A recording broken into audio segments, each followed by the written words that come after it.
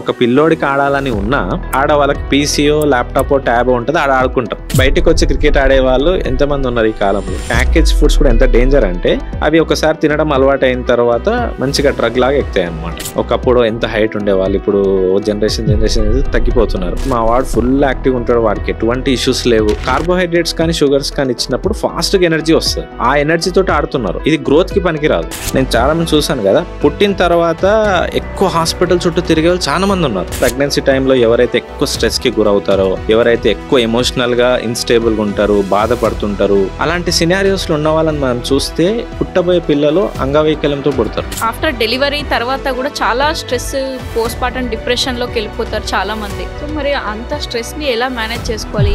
Why is India called diabetes capital of the world అని అంటారు. Diabetic వల్ల problem ఉండదు, డయాబెటిక్ చేసే డ్యామేజెస్ వల్ల ఎక్కువ ప్రాబ్లమ్స్ ఉంటాయి. ఐస్ పోతాయి, నర్వస్ సిస్టమ్ ఖరాబ్ అయిపోతుంది, కిడ్నీస్, లివర్, హార్ట్ అటాక్స్ కానీ, బ్రెయిన్ స్ట్రోక్స్, ఏదైనా దెబ్బ తాకితే మానదు. కానీ ఇవన్నీ డయాబెటిక్ రిలేటెడ్. రెగ్యులర్ గా మనం తినేది అన్నము, రొట్టె, చపాతి ఎక్స్ట్రీమ్ క్వాంటిటీస్ లో తింటారు. ప్రతి ఒక్క బాడీకి తన ఫ్యాట్ ని మేనేజబుల్ చేసే కెపాసిటీ ఉంటుంది. అది దాటింది అనుకోండి, ఆటోమేటికల్ గా మీకు డయాబెటీస్ వస్తుంది. Middle class, below middle class వాళ్ళందరూ కూడా రిఫైన్డ్ ఆయిలే మనకు తెలుసు.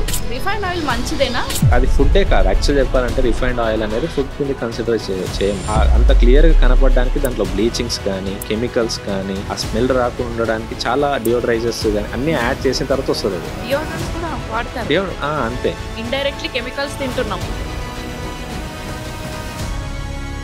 హాయ్ కార్తిక్ గారు, ఎలా ఉన్నారు? బ్రహ్మాండంగా ma'am. Thank you very much for inviting me as a guest to your podcast. Most welcome అండి.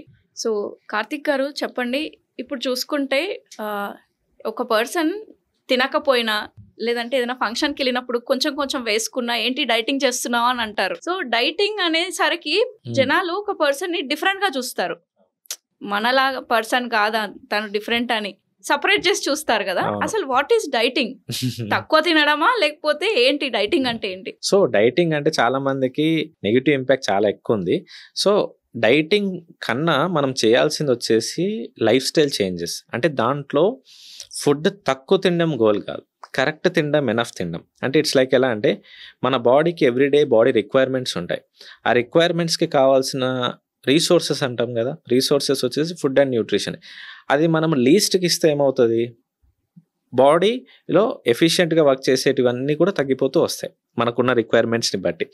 సేమ్ అదేవిధంగా డైటింగ్స్లో చాలామందికి దేని మీద చూడంగానే ఇమ్మీడియట్ సంతోషం వస్తుంది అంటే వెయింగ్ స్కేల్ పైన ఒక 2 కిలోలు తగ్గారనుకోండి, 2 రోజుల్లోనో 1 వీక్లోనో తగ్గారంటే చాలా హ్యాపీనెస్ వస్తుంది.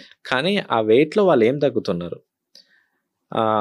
అండ్ ఇంకొకటి నేను చెప్పాలనుకున్నది ఏమంటే, మీరు ఒక ప్లాన్ చేస్తున్నారు, అది ఎక్కువ రోజులు చేయగలుగుతారా? చేయగలుగుతున్నారంటే గుడ్, లేదు చేయలేను, నేను బలవంతంగా చేస్తున్నానంటే అది లాంగ్ టర్మ్ కాదు.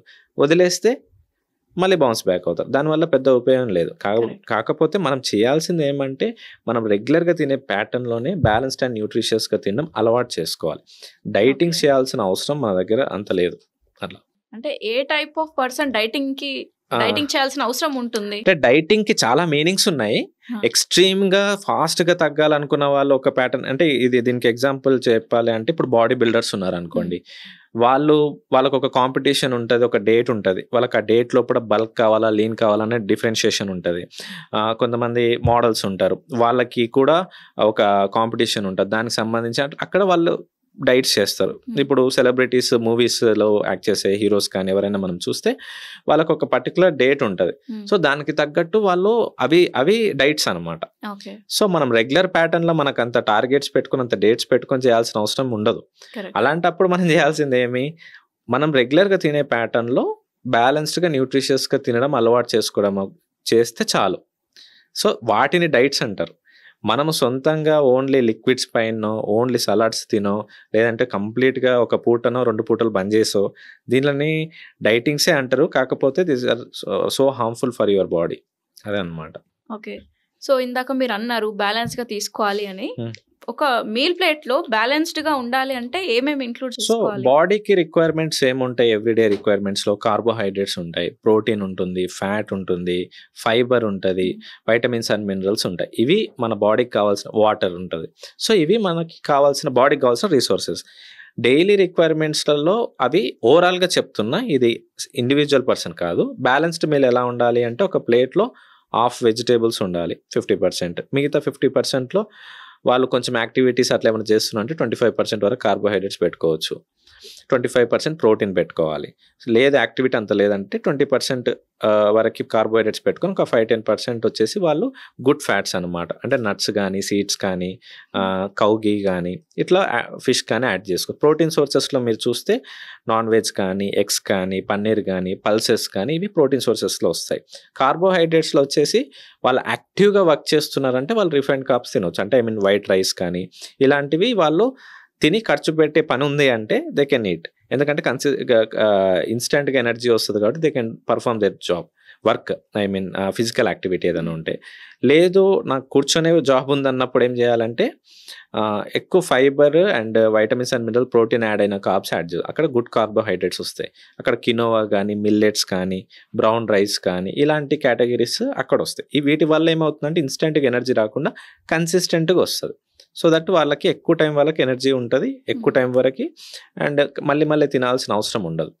అలా. రైట్, థ్యాంక్ యూ అండి, మంచి ఇన్ఫర్మేషన్ ఇచ్చారు. ఇప్పుడు మార్కెట్ లో చూసుకుంటే డిఫరెంట్ టైప్స్ ఆఫ్ డైటీషియన్స్ అని అంటున్నారు కదా, లైక్ కీటో డైట్ అని, ఇంటర్మీడియట్ ఫాస్టింగ్ అని, ఇంకేదో అంటున్నారు. అసలు కార్బ్సే తినకూడదని కొందరు, లిమిట్ గా తీసుకోవాలని కొందరు. ఈ కన్ఫ్యూజన్ లో ఒక పర్సన్ కి ఎలాంటి టైప్ ఆఫ్ డైట్ అనేది రిక్వైర్మెంట్ ఉంటుంది?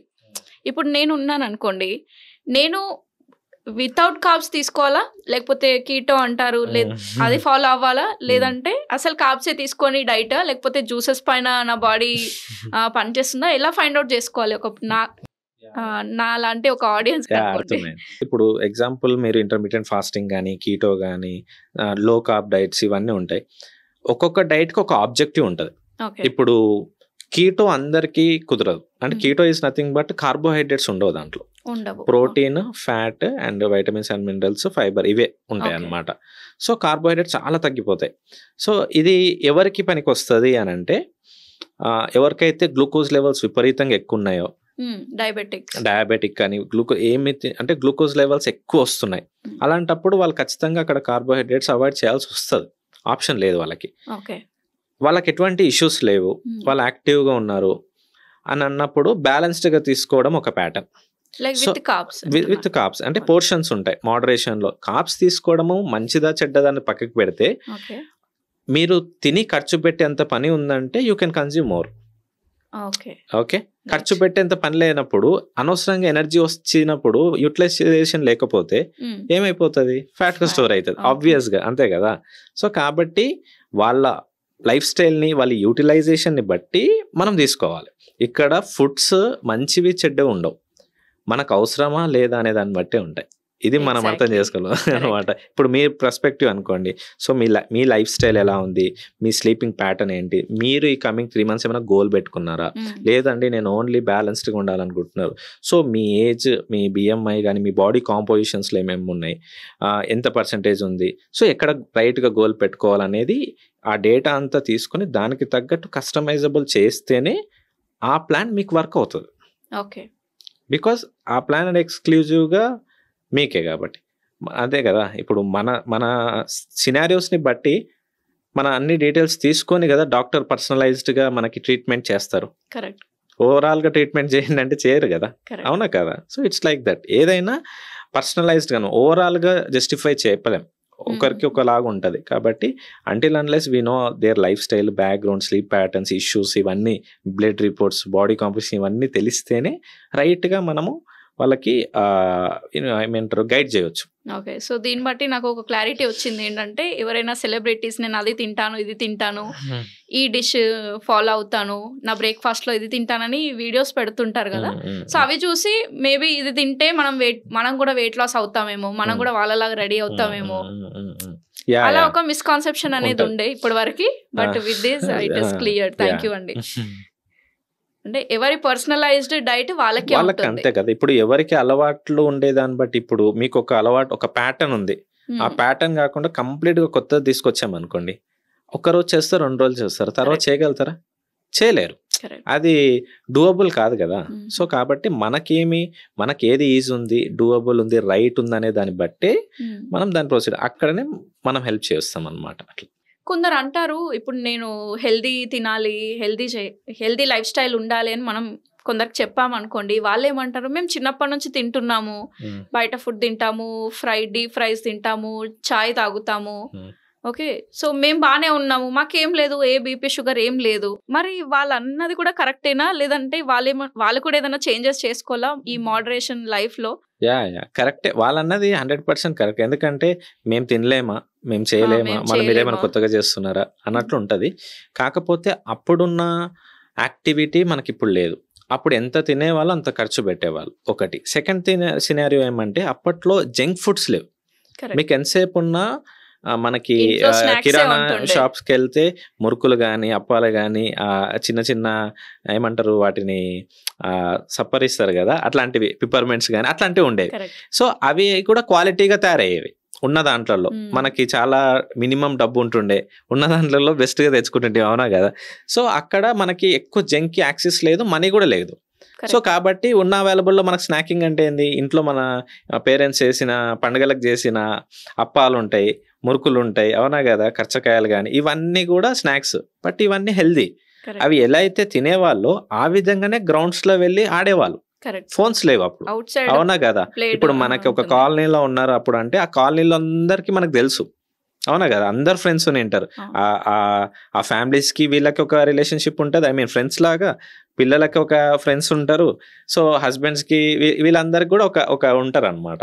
ఈ ప్యాటర్న్ ఉండడం వల్ల ఏమైపోయింది అంటే ఏదైనా కానీ వాళ్ళు ఫిజికల్ గా వర్క్ చేసుకోవడానికి వర్క్ ఉండేది, ఆ రిలేషన్షిప్స్ ఉండేవి, అంత హ్యాపీగా ఉండేవాళ్ళు యాక్టివ్గా. ఇప్పుడు ఏముంది, ఒక 10 ఇళ్ళు ఉన్నాయంటే ఈ స్టార్టింగ్ ఉన్న వ్యక్తికి థర్డ్ ఇల్లో 4th ఇల్లో ఎవరు ఉన్నారు కూడా అంత ఐడియా లేదు. ఒకవేళ తెలిసిన హాయ్ బాయ్, అవునా కదా. సరే పిల్లలన్నా ఏమన్నా ఆడుతున్నారు, సరే తింటున్నారు, వెరీ గుడ్. తినింది ఖర్చన్నా పెట్టే పరిస్థితి ఉందా అంట లేదు. లేకపోయేసరికి ఇప్పుడు మనము రెండే తింటున్నాము అంటే ఖర్చు పెట్టున్నాం. కానీ ఇప్పుడు నిజంగా చెప్పాలంటే ఖర్చు పెట్టే పనులు లేవు మనకి.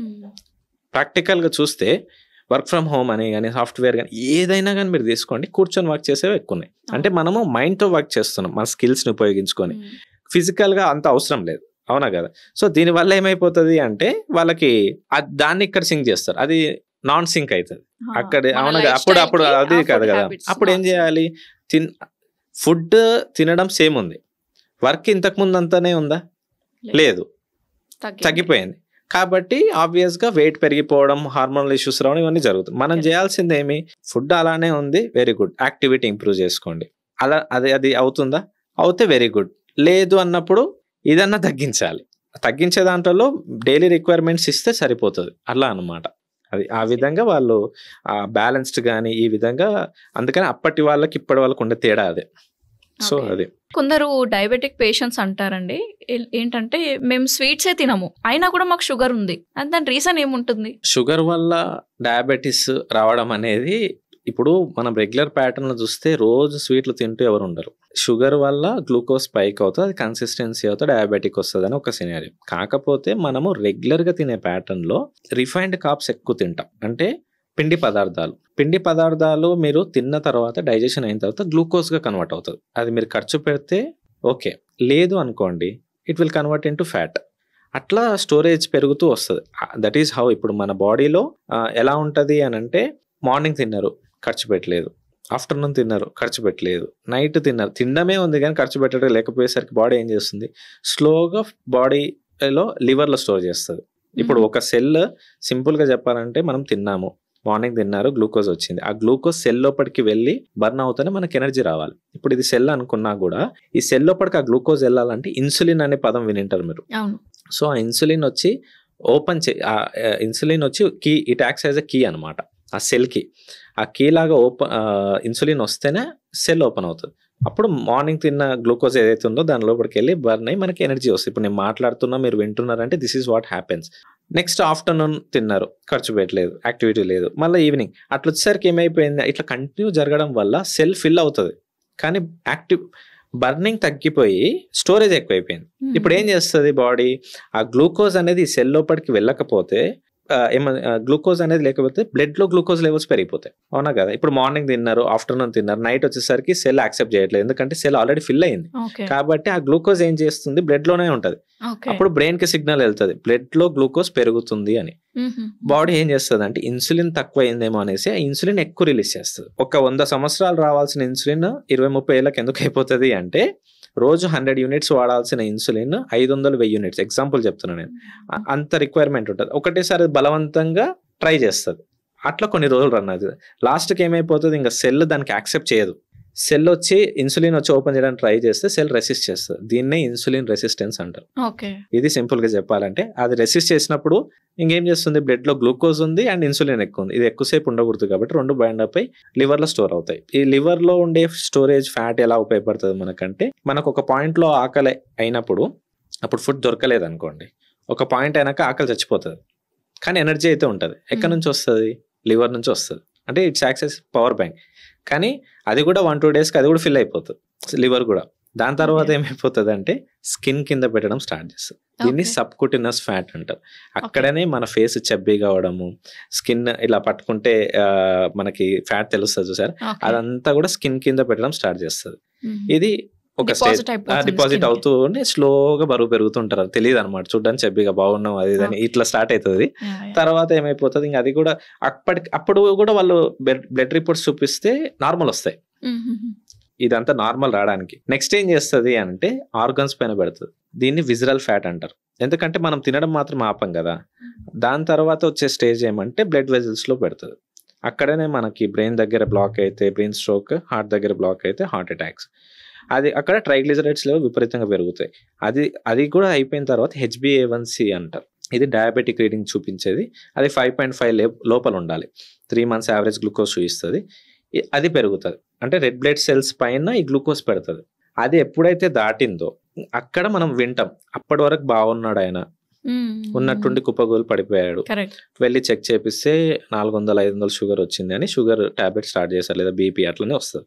అప్పటి వరకు నార్మల్ అని వింటారు. ఇంకో సినారియో టక్కున హార్ట్ అటాక్ వచ్చి చనిపోతారు, ఎందుకంటే బ్లడ్ ఇంత థిక్ అయిపోయి ఉంటుంది, ఆ పంప్ చేయలేక. 400-500 అంటే మీకు రక్తం చాలా చిక్కగా ఉంటుంది. సో అది చాలా డేంజర్ అనమాట. ఇట్లా తెలియకుండా ఇంటర్నల్ గా అంత జరిగిపోతుంది. ఇవన్నీ ఎలా తెలుసుకోవాలో చాలా మందికి తెలియదు. సో దిస్ ఈజ్ హౌ ఇదంతా. అందుకని మీకు కార్బోహైడ్రేట్స్ అనేటివి అంతవరకు తీసుకెళ్తాయి. సో షుగర్ కి ఏమంటారు డయాబెటిక్ కి సంబంధం లేదు. అది మీరు ఎందుకంటే రెగ్యులర్ గా మనం తినేది అన్నము, రొట్టె, చపాతి ఎక్స్ట్రీమ్ క్వాంటిటీస్ లో తింటారు. సో దాని వల్ల వస్తుంది. ఇంకో సినారియో కూడా ఉంది, ఏమంటే లీన్ గా ఉన్నా కూడా డయాబెటిక్ వస్తుంది. కొంతమంది బక్కగా ఉంటారు. వీళ్ళని ఏమంటారు అంటే thin out side fat inside అంటారు.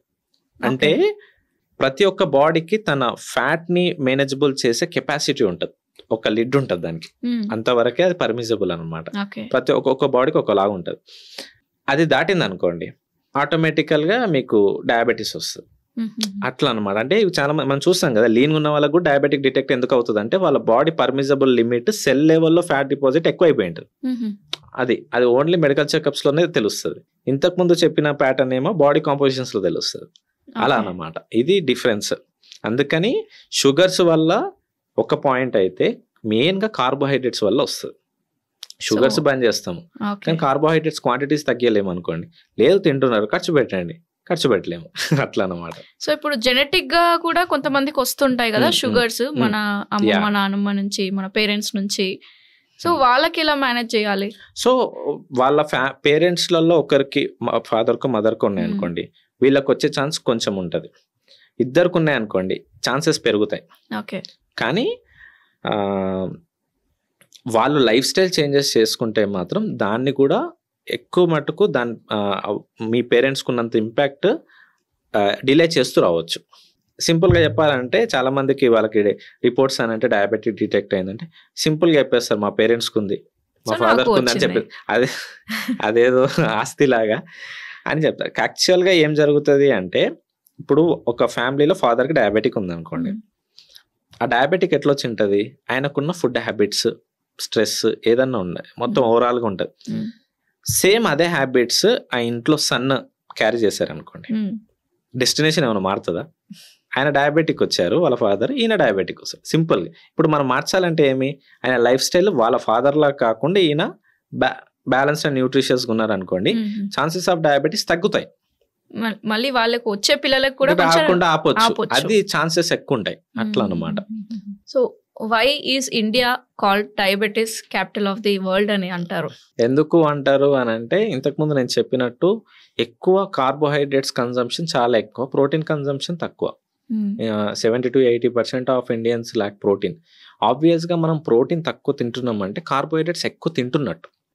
ఇప్పుడు అంతే కదా, మనము మంచి లేదు అన్నప్పుడు న్యూట్రల్ ఉండదు, అవునా కదా. సో అదే విధంగా ప్రోటీన్ ఎక్కువ ఎనఫ్ తినే వాళ్ళకి కార్బోహైడ్రేట్స్ ఆటోమేటికల్గా వాళ్ళు నార్మలైజ్ చేస్తారు. ఎందుకంటే ప్రోటీన్ బ్యాలెన్స్ అనమాట, బ్యాలెన్స్ తిన్నప్పుడు రైట్గా కడుపు ఫిల్ అవుతుంది. కానీ ఇంతకుముందు వాళ్ళతోటి వాళ్ళు కంపేర్ చేసుకొని, మన యాన్సెస్టర్స్ తోటి వాళ్ళు అన్నం తిన్నారు, వెరీ గుడ్, తిన్నారు, మంచిదే, తిన్న తగ్గట్టు ఖర్చు పెట్టారు. అందుకని వాళ్ళు ఎంత తిన్నా లీన్గా ఉన్నారు, హెల్తీగా ఉన్నారు, ఎక్కువ రోజులు ఉన్నారు. కానీ మనకి అంత పని లేదు, ఇది మనం అర్థం చేసుకోవాలి. ఫుడ్ తినే దగ్గర జస్టిఫై చేసుకుంటున్నారు కానీ అంత కష్టం ఇప్పుడు లేదు, మీరు చెయ్యాలన్నా లేదు, కరెక్ట్ కదా. లేనప్పుడు మనకి ఎంత రిక్వైర్మెంట్ ఉందో అంత ఫ్యూల్ ఇస్తే సరిపోతుంది. కానీ ఈ ఓవర్ కన్జంప్షన్ ఎక్కువైపోయి మోడరేషన్ దాటిపోయి కన్జంప్షన్ ఆఫ్ ప్రోటీన్ తక్కువ అనేసి ఏం చేస్తారు అని అంటే ఎక్కువ పిండి పదార్థాలు తింటారు. ప్రోటీన్ తింటే ఇది అది అని చాలా ఉంటాయి మళ్ళీ వాళ్ళ పర్స్పెక్టివ్. సో కాబట్టి దానివల్ల ఏమో ఎక్కువ పిండి పదార్థాలు తింటారు. అసలు కల్ప్రిట్ కార్బోహైడ్రేట్స్ అనేది చాలా మందికి తెలియదు. మోడరేషన్లో తింటూ ఖర్చు పెట్టేంత వరకు ఓకే, తిని ఖర్చు పెట్టకుండా అదే కన్జంప్షన్ ఎక్కువ ఇంతకుముందు నేను చెప్పినట్టు ఉందంటే ఇన్సులిన్ రెసిస్టెన్స్, ప్రీ డయాబెటీస్కి ఈజీగా లీడ్ చేస్తుంది. సో కాబట్టి ఈ విషయాలలో మనము యాక్టివిటీస్ని బట్టి, దీనికి ఎగ్జాంపుల్ ఏమంటే ఇప్పుడు ఒక హమాలి వర్క్ చేస్తారు కదా, నార్మల్గా డైలీ వర్క్ చేసేవాళ్ళు, వాళ్ళు వాళ్ళ ఇన్కమ్ ఏమంటే శారీరక శ్రమనే, మూటలు మోయాలి ఇవన్నీ ఉంటాయి. సో అలాంటి వాళ్ళకి ఏమంటే ఎక్కువ ఎనర్జీ కావాలి. ఓకే, వాళ్ళు ఇంత అన్నం తింటారు, అవునా కదా, ఎందుకు ఇన్స్టెంట్ ఎనర్జీ వస్తుంది, వాళ్ళు దాన్ని ఈజీ ఖర్చు పెట్టేస్తారు.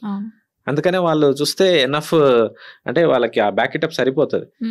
మనము కూడా అంతే తింటే ఏమైపోతుంది, స్టోర్ అయిపోతుంది. ఇంతకుముందు చెప్పినట్టు లాస్ట్కి ఇట్ లీడ్స్ టు డయాబెటీస్, అన్ని స్టేజెస్ దాటి స్లోగా obesity, insulin resistance, pre diabetic, ఇవన్నీ ఇట్లా దారితీస్తుంది. అందుకని మనము డయాబెటిక్ క్యాపిటల్ మనం చెప్పింది అయితే ఏం కాదు, ఈవెన్ ఏమంటే సర్వీసే చెప్తున్నాయి. అందుకని ఇప్పుడే మనం అవేర్నెస్ తెచ్చుకొని, ఎందుకంటే డయాబెటిక్ వచ్చిందంటే డయాబెటిక్ వల్ల ప్రాబ్లం ఉండదు, డయాబెటిక్ చేసే డ్యామేజెస్ వల్ల ఎక్కువ ప్రాబ్లమ్స్ ఉంటాయి. డయాబెటిక్ వచ్చిందంటే it is open gate for all diseases. Ice పోతాయి, అదే ఐస్ పోతాయి, నర్వస్ సిస్టమ్ ఖరాబ్ అయిపోతుంది, కిడ్నీస్, లివర్, హార్ట్ అటాక్స్ కానీ, బ్రెయిన్ స్ట్రోక్స్ కానీ, ఇవన్నీ డయాబెటిక్ రిలేటెడ్. ఏదైనా దెబ్బ తాకితే మానదు. ఓకే, ఒక పేషెంట్ ఒక టాబ్లెట్ నుంచి స్టార్ట్ చేసి లాస్ట్కి ఇన్సులిన్ స్టేజ్కి వెళ్తారు, మళ్ళీ దానికి బ్యాకప్ బీపీ వస్తుంది, ఒకటే యాడ్ అవుతానే ఉంటది. మీరు చూడండి ఎవరన్నా కానీ. నేను కూడా చాలా మంది చూసాను, కానీ వాళ్ళకి ఇలాంటివి చెప్పినప్పుడు ఇది తినకూడదు, ఇది నువ్వు తినాలి అని అంటే అవన్నీ మాకు పోవు, ఎలా తినాలి అని మాకు అలవాట్లేదు, ఇలాంటి ఆన్సర్స్ ఇస్తుంటారు. అదే ఇంకా ఎవరి హెల్త్కి వాళ్ళు రెస్పాన్సిబుల్ అండి.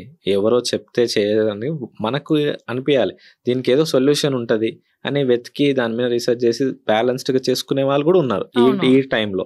ఎందుకంటే ఇన్ఫర్మేషన్ అలా ఉంది బయట, అవునా కదా. కానీ రైట్ ఇన్ఫర్మేషన్ అనేది చేసుకొని వాళ్ళు టాబ్లెట్ సైడ్ వెళ్లకుండా, లేదంటే టాబ్లెట్స్ ఇంక్రీజ్ చేసుకోకుండా ఉంటూ అదే మెయింటైన్ చేసుకుంటూ ఆరోగ్యంగా ఉన్న వాళ్ళు కూడా ఉన్నారు. అంటే ఇన్సులిన్ స్టేజ్ని ముందుకి ఎక్స్టెండ్ చేస్తుంది సార్. ఓన్లీ టాబ్లెట్స్ పైన డిపెండ్ అవుతూ ఇప్పటి వరకే ఎలా ఉందో లైఫ్ స్టైల్ అలానే ఉందనుకోండి, ఏం చేంజెస్ ఉండవు. ఏమైతే టాబ్లెట్ డోసేజ్ పెరుగుతూ వస్తుంది. ఈ టాబ్లెట్ పనిచేసేది కొన్ని రోజులు, నెక్స్ట్ నెలలు అయితే ఆ టాబ్లెట్ పనిచేయదు, అప్పుడు మళ్ళీ ఇంకో డోసేజ్, అట్లా అనమాట. ఈవెన్ డాక్టర్స్ అయినా చెప్తారు, మీరు కొంచెం బ్యాలెన్స్డ్గా, న్యూట్రిషియస్గా తింటూ యాక్టివ్గా ఉండండి అంటే చాలా తక్కువ మంది చేస్తారు. అలా చేయకపోతే ఏమవుతుంది, ఆ టాబ్లెట్ సిమ్టమ్స్ని ట్రీట్ చేస్తుంది, అవునా కదా. అందుకనే ఈవెన్ చాలా మంది డాక్టర్స్ కూడా ఇప్పుడు లైఫ్ స్టైల్ చేంజెస్ పైన బాగా ఎడ్యుకేట్ చేస్తున్నారు. అది వాళ్ళు రైట్గా ఇంప్లిమెంట్ చేసుకోగలిగితే మాత్రం మంచి రిజల్ట్స్ ఉంటాయి వాళ్ళ హెల్త్ పర్స్పెక్టివ్లో, అట్లా అనమాట. ఇంకా వాళ్ళు చేసుకోకపోతే డాక్టర్స్ అయినా ఏం చేస్తారు, ఏం చేయలేరు, అంతే. లైఫ్ లాంగ్ ఇంకా మెడిసిన్స్ వాడాల్సిందే. అంటే మెడిసిన్స్ దాంట్లో కూడా అదే ఇంతకుముందు చెప్పినట్టు ఓన్లీ మెడికేషన్ పైన డిపెండ్ అయ్యారనుకోండి ఈయనకు డిసడ్వాంటేజ్. అలా అని మెడిసిన్స్ బంద్ చేయకూడదు. డాక్టర్ ఒక పర్పస్ మీద ఇచ్చింటారు ఆ టాబ్లెట్ని అలానే ఉంటూ డాక్టర్ చెప్పిన లైఫ్ స్టైల్ చేంజెస్ లేదంటే ఒక న్యూట్రిషనిస్ట్ని కన్సల్ట్ అయ్యి వాళ్ళు చెప్పిన లైఫ్ స్టైల్ చేంజెస్ చేసుకోగలిగితే ఏమవుతుందంటే 2 పర్స్పెక్టివ్స్ ఉంటాయి. అదే లైఫ్ స్టైల్ ఆ రీడింగ్స్ అన్ని నార్మల్ వస్తున్నాయి కన్సిస్టెంట్గా అన్నప్పుడు డాక్టరే తగ్గిస్తాడు. మీరు అవసరం లేదు, అడగాల్సిన అవసరం లేదు, డాక్టరే తగ్గిస్తారు. ఆ డోస్ ఇదే మెయింటైన్ చేయి. నాకు చాలామంది నా క్లయింట్స్ చెప్పారనమాట, మంచి ప్రాపర్గా ఒక 90 days ప్లాన్ చేసిన తర్వాత రీడింగ్స్ అంతా చూసి డాక్టర్ తగ్గించారండి, మీకు అంత డోసెస్ అవసరం లేదు, మీరు ఇదే లైఫ్ స్టైల్ మెయింటైన్ చేస్తే చాలు, బాగా వస్తున్నాయి రీడింగ్స్ అని డోసెస్ తగ్గించుకుంటా కొందరు డాక్టర్స్ టాబ్లెట్ వాళ్ళే బంద్ చేయమన్నారు. అంటే మనం ఒక ప్రాపర్ అథెంటికేటెడ్ పర్సన్ ద్వారానే రావాలి. అవునా కదా? Nutritionist role food and nutrition lifestyle change చేసే హోలిస్టిక్ హెల్త్ కోచ్ చేసే పని. డాక్టర్ ఆ డిజీజ్ పైన హిస్ మాస్టర్ కదా, కాబట్టి డాక్టర్ హెల్ప్ తీసుకోగలిగితే ఆ పని ఇంకా ఈజీ అవుతుంది. అది చాలా ఇంపార్టెంట్. ఊరికే పని లేక అయితే టాబ్లెట్స్ ఇయ్యరు కదా, దానికో పర్పస్ ఉంటుంది. సో ఎందుకంటే ఆ డ్రగ్స్ ఇప్పుడు చెప్తున్నా, మెడికేషన్ లేకపోతే మెడికల్ ఇండస్ట్రీ లేకపోతే ఎంతో మంది చనిపోతారు, ఇన్సులిన్ అనేది కనిపెట్టకపోతే. అవునా కదా? థైరాయిడ్ అనే టాబ్లెట్ లేకపోతే అబ్నార్మాలిటీస్ ఉంటాయి. అన్ని దాంట్లో ఒక పర్పస్ ఉంటుంది. కానీ మనం ఒకటే దాని మీద డిపెండ్ కాకుండా వాటితో పాటు హెల్తీ లైఫ్ స్టైల్ చేంజెస్ చేసుకోవచ్చు. అవి చేస్తూ చేయగలిగినారంటే చాలా బెనిఫిట్స్ ఉంటాయి. ఎందుకంటే మన హెల్త్కి మనం రెస్పాన్సిబిలిటీ. కరెక్ట్. అవునా కదా? చేసుకున్నారు, మంచిగా అయింది, డాక్టర్ అప్రిషియేట్ చేసి తగ్గిస్తాడు, లేదంటే ఆపేయమని డాక్టరే చెప్తాడు. అవునా కదా? లేదు అని అంటే సిమ్టమ్స్ పెరిగింటే దానికి ట్రీట్ చేస్తారు. డాక్టర్ ఏమే కదా, సో వాళ్ళ పని వాళ్ళు చేస్తారు. అట్లా కొంతమంది పిల్లలు సన్నగా ఉంటారు కదా, కొంతమంది పిల్లలు జెనెటిక్ గా మేబీ వాళ్ళ ఫాదర్ మదర్ లాగా లావుగా ఉంటారు. సో వాళ్ళ అండర్స్టాండింగ్ ఏంటి అంటే లావుగా ఉంటే హెల్దీగా ఉన్నారు, బాగున్నారు అని. లీన్ గా ఉంటే ఏం తినట్లేదా మీ వాడు, ఏం పెట్టట్లేదా, మీరు ఎప్పుడు బయట ఫుడ్ తింటారా అనేది ఒక అండర్స్టాండింగ్ ఉంది దానిపైన. మీరేమంటారు దానికి? మనం ఇప్పుడు చూస్తే చైల్డ్ ఒబేసిటీస్ పెరుగుతున్నాయి పిల్లల పైన. ఇంకా దారుణం ఏమంటే ఇప్పుడు రీసెంట్ మీరు ఆన్లైన్ లో చెక్ చేయొచ్చు, పిల్లలకి ఫ్యాటీ లివర్స్ వస్తున్నాయి. చిన్న పిల్లలకి ఫ్యాటీ లివర్ అంటే ఫ్యాట్ డిపాజిట్స్ లివర్ లో ఎక్కువ అయిపోతుంటాయి. బ్లడ్ గ్లూకోజ్ లెవెల్స్ ఎక్కువ అయిపోయే కొద్దీ బాడీ ఫ్యాట్ స్టోర్ చేసుకుంటారు. కానీ లివర్ కి ఒక పర్మిజబుల్ లిమిట్ ఉంటుంది. అది దాటిపోయిందంటే లివర్ విల్ బికమ్ ఫ్యాటీ. అది ఇంకొక డిజీజ్ లాగా పిల్లలకి వస్తుంది అనమాట. సో ఇది పెద్దవాళ్ళకి వచ్చేది. ఇప్పుడు మనము ఆల్కహాల్ తీసుకుంటే లివర్ పోతుంది అని కామన్ గా వినింటాం, దాన్ని non alcoholic fatty liver disease అంటారు. ఇప్పుడు ఆల్కహాలిక్ ఫ్యాటీ లివర్ కన్నా non alcoholic fatty liver disease cases ఎక్కువైపోయినాయి. ఎక్కువ రిఫైన్డ్ కార్బ్స్ పైన న్యూట్రిషియస్ గా తినకుండా ఇన్యాక్టివ్ గా ఉండడం అండ్ స్ట్రెస్ కానీ స్లీప్ కానీ యాక్టివ్ గానే ఉంటారు. కాకపోతే ఇప్పుడు లేరు అట్లా. రీజన్ ఏమంటే అట్లా యాక్టివ్ ఉండే వాళ్ళకి వచ్చే ఛాన్స్ తక్కువ.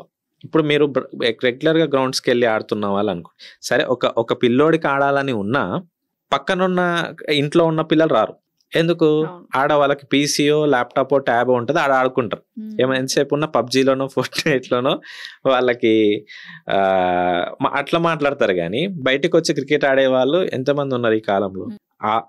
ఆ ఫెసిలిటీస్ లేని వాళ్ళు మాత్రమే బయటకు వచ్చి ఆడుతున్నారు. సో వీళ్ళకేమి ఇది కూడా ఇంటేక్ పెరుగుతుంది. ఇంటేక్ పెరిగే దాంట్లో ఏం చేస్తున్నారు? ఇప్పుడు కాలంలో చూస్తే ప్యాకేజ్డ్ ఫుడ్స్ ఈజీ అయిపోయింది. అవి కూడా ఏమైపోయినాయి, ప్యాకేజ్ ఫుడ్స్ కూడా ఎంత డేంజర్ అంటే అవి ఒకసారి తినడం అలవాటు అయిన తర్వాత మంచిగా డ్రగ్ లాగా ఎక్కుతాయి అనమాట. అంత దాంట్లో ఉండే కొన్ని కెమికల్స్ వాడడం వల్ల వాళ్ళకి అది ఆ ఫుడ్ మళ్ళీ మళ్ళీ తినాలనిపిస్తుంది. కాబట్టి దానికోసం ఎంతనన్నా ఏడుస్తారు.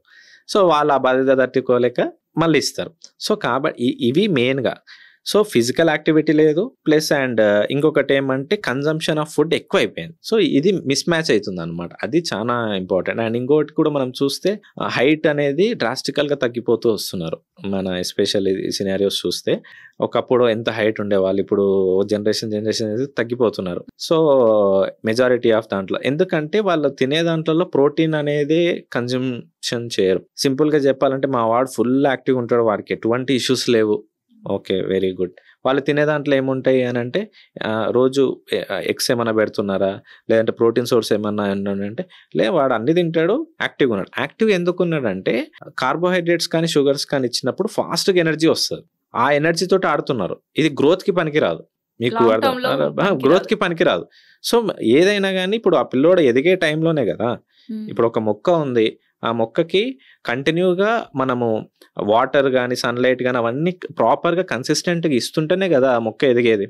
ఇవేం లేవనుకోండి ఏమైపోతుంది, దాని పర్పస్ అంతే, దాని అంతే, అవునా కదా. సేమ్ అదే విధంగా ఒక 12 years వరకు పిల్లలకి మనము న్యూట్రిషియస్గా, అంటే దీనికన్నా ముందు చెప్పాలంటే ఇప్పుడు ఒక కపుల్ ఉన్నారనుకోండి, మ్యారేజ్ అయింది, వాళ్ళు ప్రెగ్నెన్సీ ప్లాన్ చేస్తున్నారంటే వాళ్ళు చేయాల్సింది ఏమంటే ఒక 1 year ముందు అట్లీస్ట్ 6 months ముందన్నా వాళ్ళ బ్లడ్ రిపోర్ట్స్ అన్ని చెక్ చేయించుకొని అన్ని కరెక్ట్ ఉన్నాయా లేదో చూసి బాడీ కాంపోజిషన్స్ చెకప్ చేయించుకొని అవన్నీ ఒక అలైన్మెంట్లోకి తీసుకొచ్చుకోవాలి 3 months to 6 months.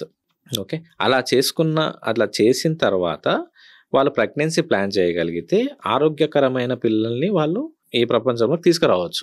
అట్లా తీసుకొస్తే అడ్వాంటేజ్ ఏంటంటే ప్రతి నెల హాస్పిటల్ పోవాల్సిన అవసరం లేదు, అవునా కదా. నెలకి అదే చుట్టుగా పోయినట్టు ప్రతి వారం పోతుంటారు చాలా మంది. అది ఎందుకు అనంటే అక్కడ తప్పు జరిగింటది, అంటే పేరెంట్సే హెల్తీగా ఉండరు. అలాంటప్పుడు అన్హెల్దీగా ఉండే పేరెంట్స్ నుంచి హెల్దీగా ఉండే పిల్లలు ఎలా వస్తారు? పిల్లలు పుట్టడం అనేది ఒక సినారియో, కానీ ఆరోగ్యకరంగా, ఎందుకంటే నేను చాలా మంది చూసాను కదా, పుట్టిన తర్వాత ఎక్కువ హాస్పిటల్ చుట్టూ తిరిగే వాళ్ళు చాలా మంది ఉన్నారు.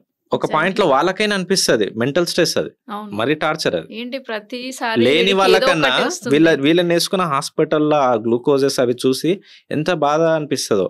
ఎందుకంటే నేను దీని మీద ఒక 2 years అట్లా ఎందుకు పిల్లలకి అట్లా అవుతుందని నేను రీసెర్చ్ చేసిన అనమాట. కొంతమంది పిల్లల డాక్టర్స్ తోటి కూడా నేను మాట్లాడాను, అండ్ ఎందుకు ఇట్లా జరుగుతుందని చేసినప్పుడు ఈ విషయం అనమాట.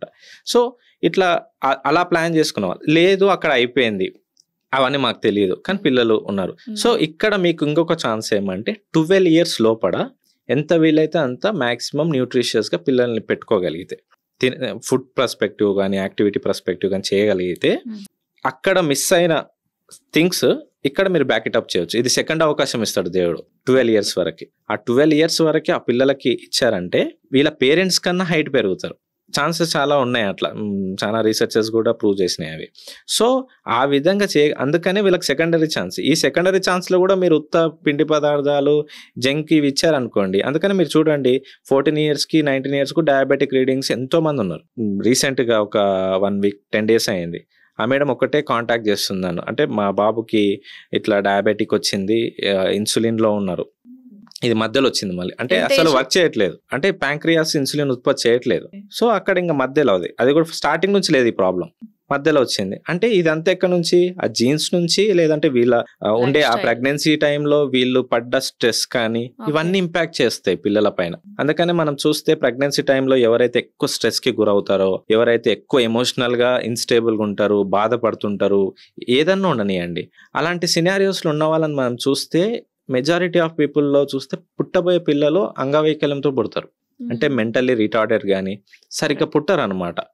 అది చాలా, నేను జనరల్ కన్సల్టేషన్ చేస్తుంటా కదా, ఒకరి ఇంటికి వెళ్ళాను అనమాట, నార్మల్గా చాలా రోజులు అయింది.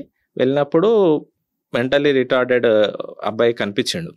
అయిన తర్వాత జనరల్గా మాట్లాడాను, మాట్లాడిన తర్వాత మీరు ప్రెగ్నెన్సీ టైంలో ఎక్కువ ఏమన్నా ఎమోషనల్గా కానీ స్ట్రెస్కి విపరీతంగా బాధ కానీ ఇట్లాంటివి ఏమన్నా ఉన్నాయంటే చాలా ఉన్నాయి అన్నది.